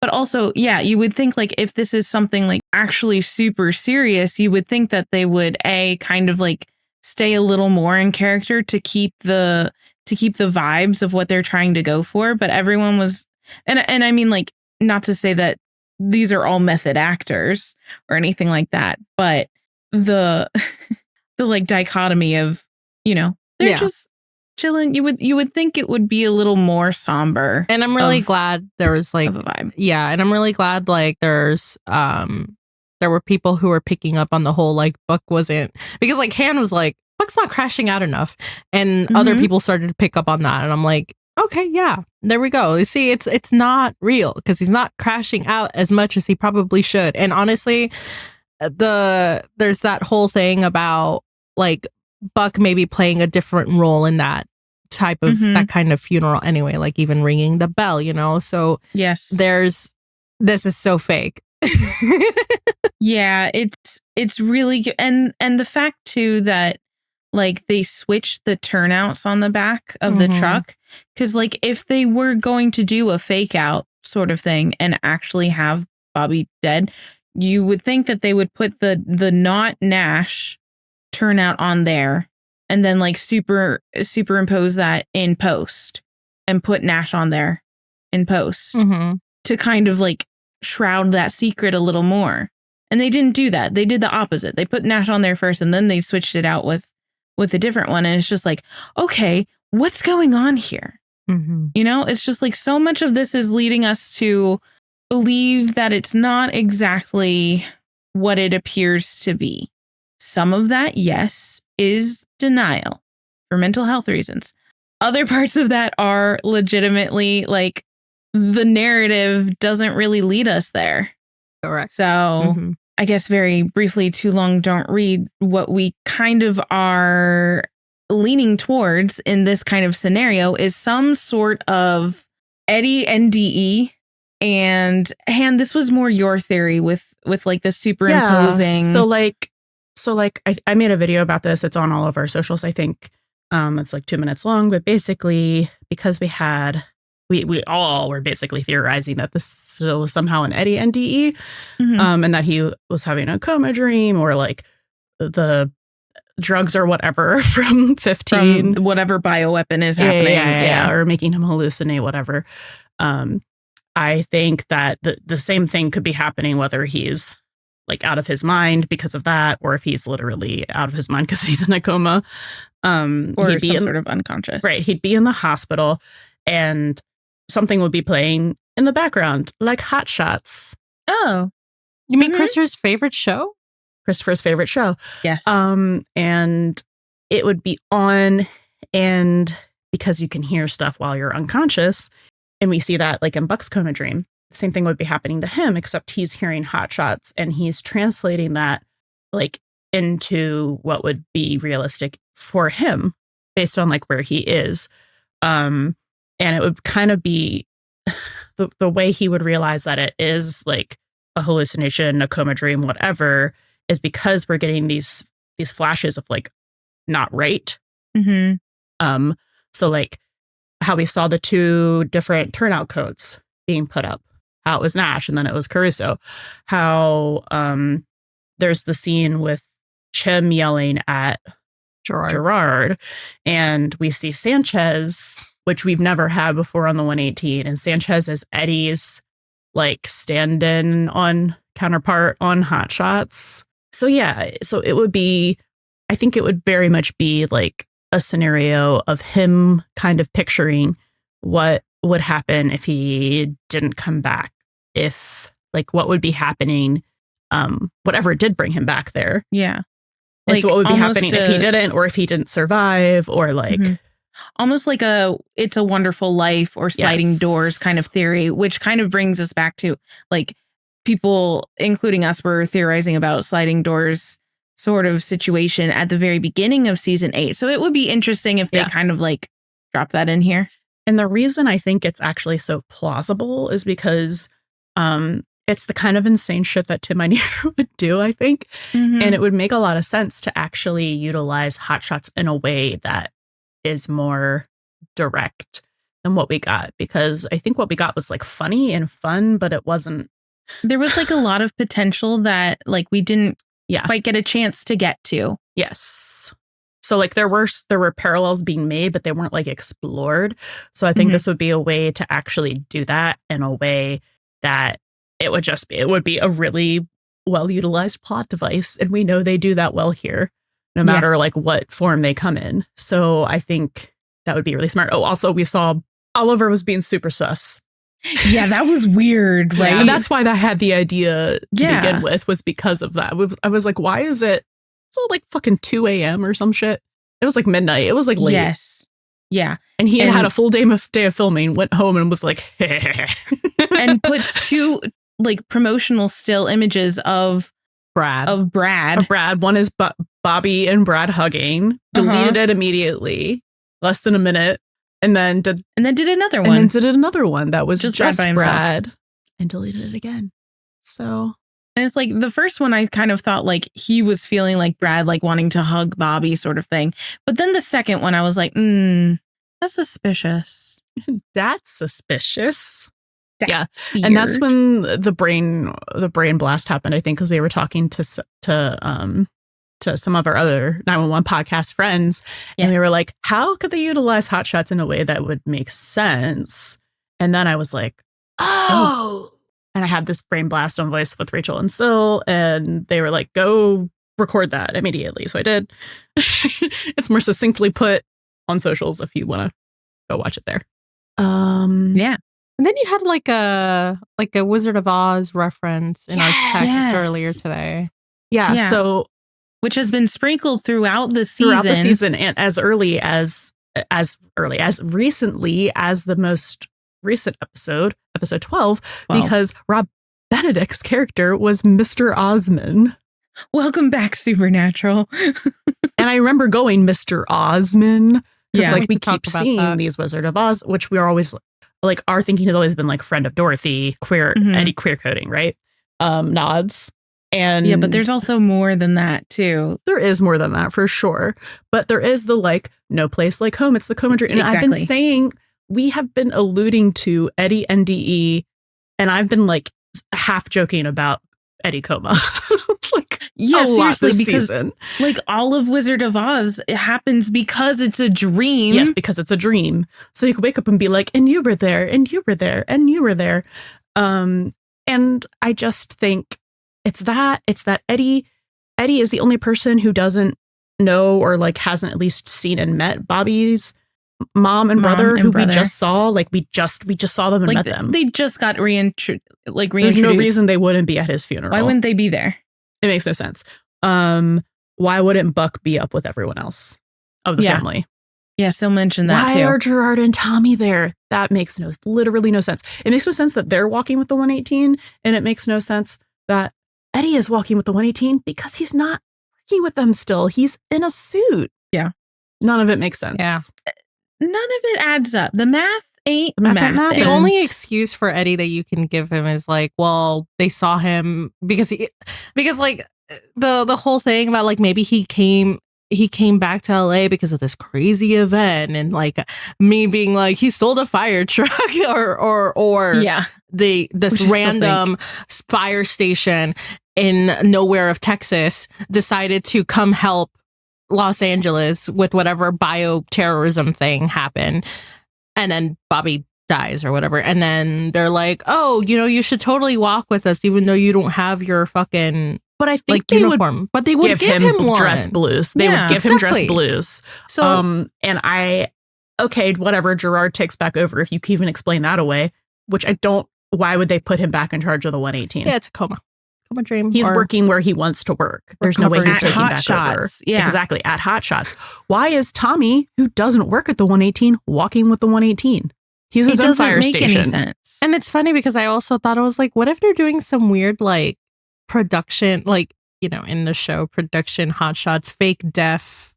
Like, I don't know. like a Bones or you did mention that. You were like, what if Brad's the director?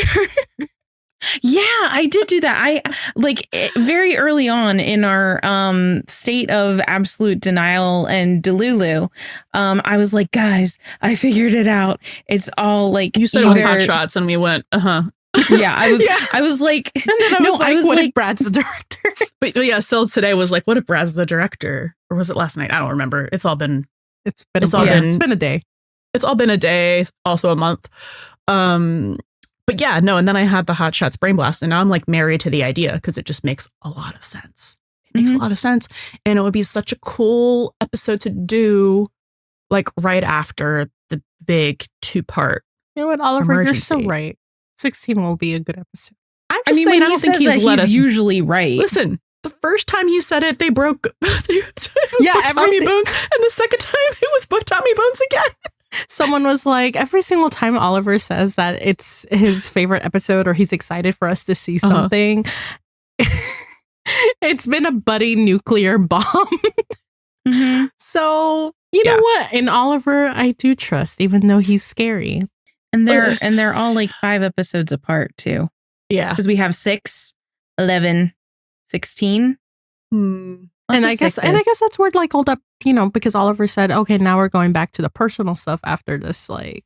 But this is the thing, is if it is an Eddie, and this is how we would do it. This is how, because I don't think we're getting there with Eddie in this next episode. We are not getting to gay realization. No. At all. We're not even going to be close.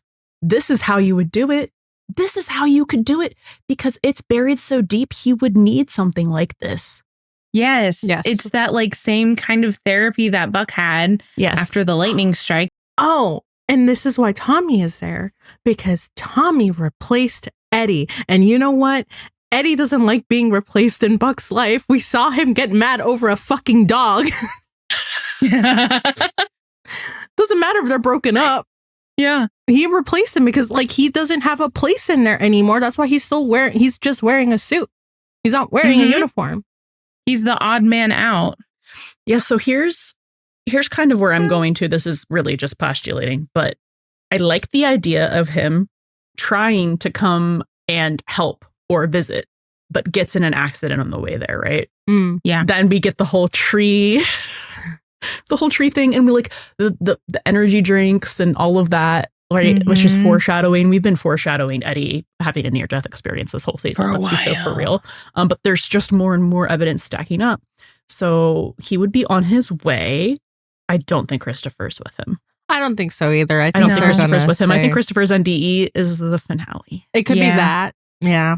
I mean, they've done these 1-2 punches this season. Like Hen and Karen and with Mara and Denny, like episode back to back. Yeah. There's precedent for it. Precedence. Yeah. But I think the coma thing would be 16. Then it would be everything's better, 17. And then, Christopher almost dies. Christopher's home. Christopher almost dies. Oh my God, I'm in love with Buck. Anyway, I'm getting ahead of myself.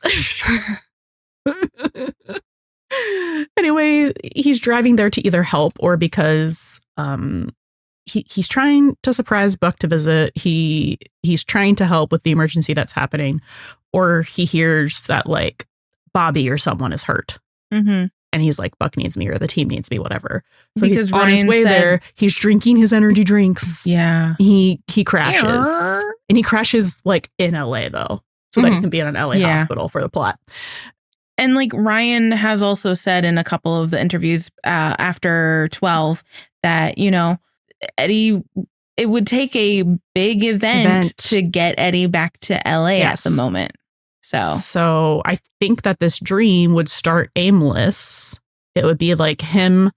It would start with him being like, wait, did I not get here in time to help? Did I not get here in time to be there?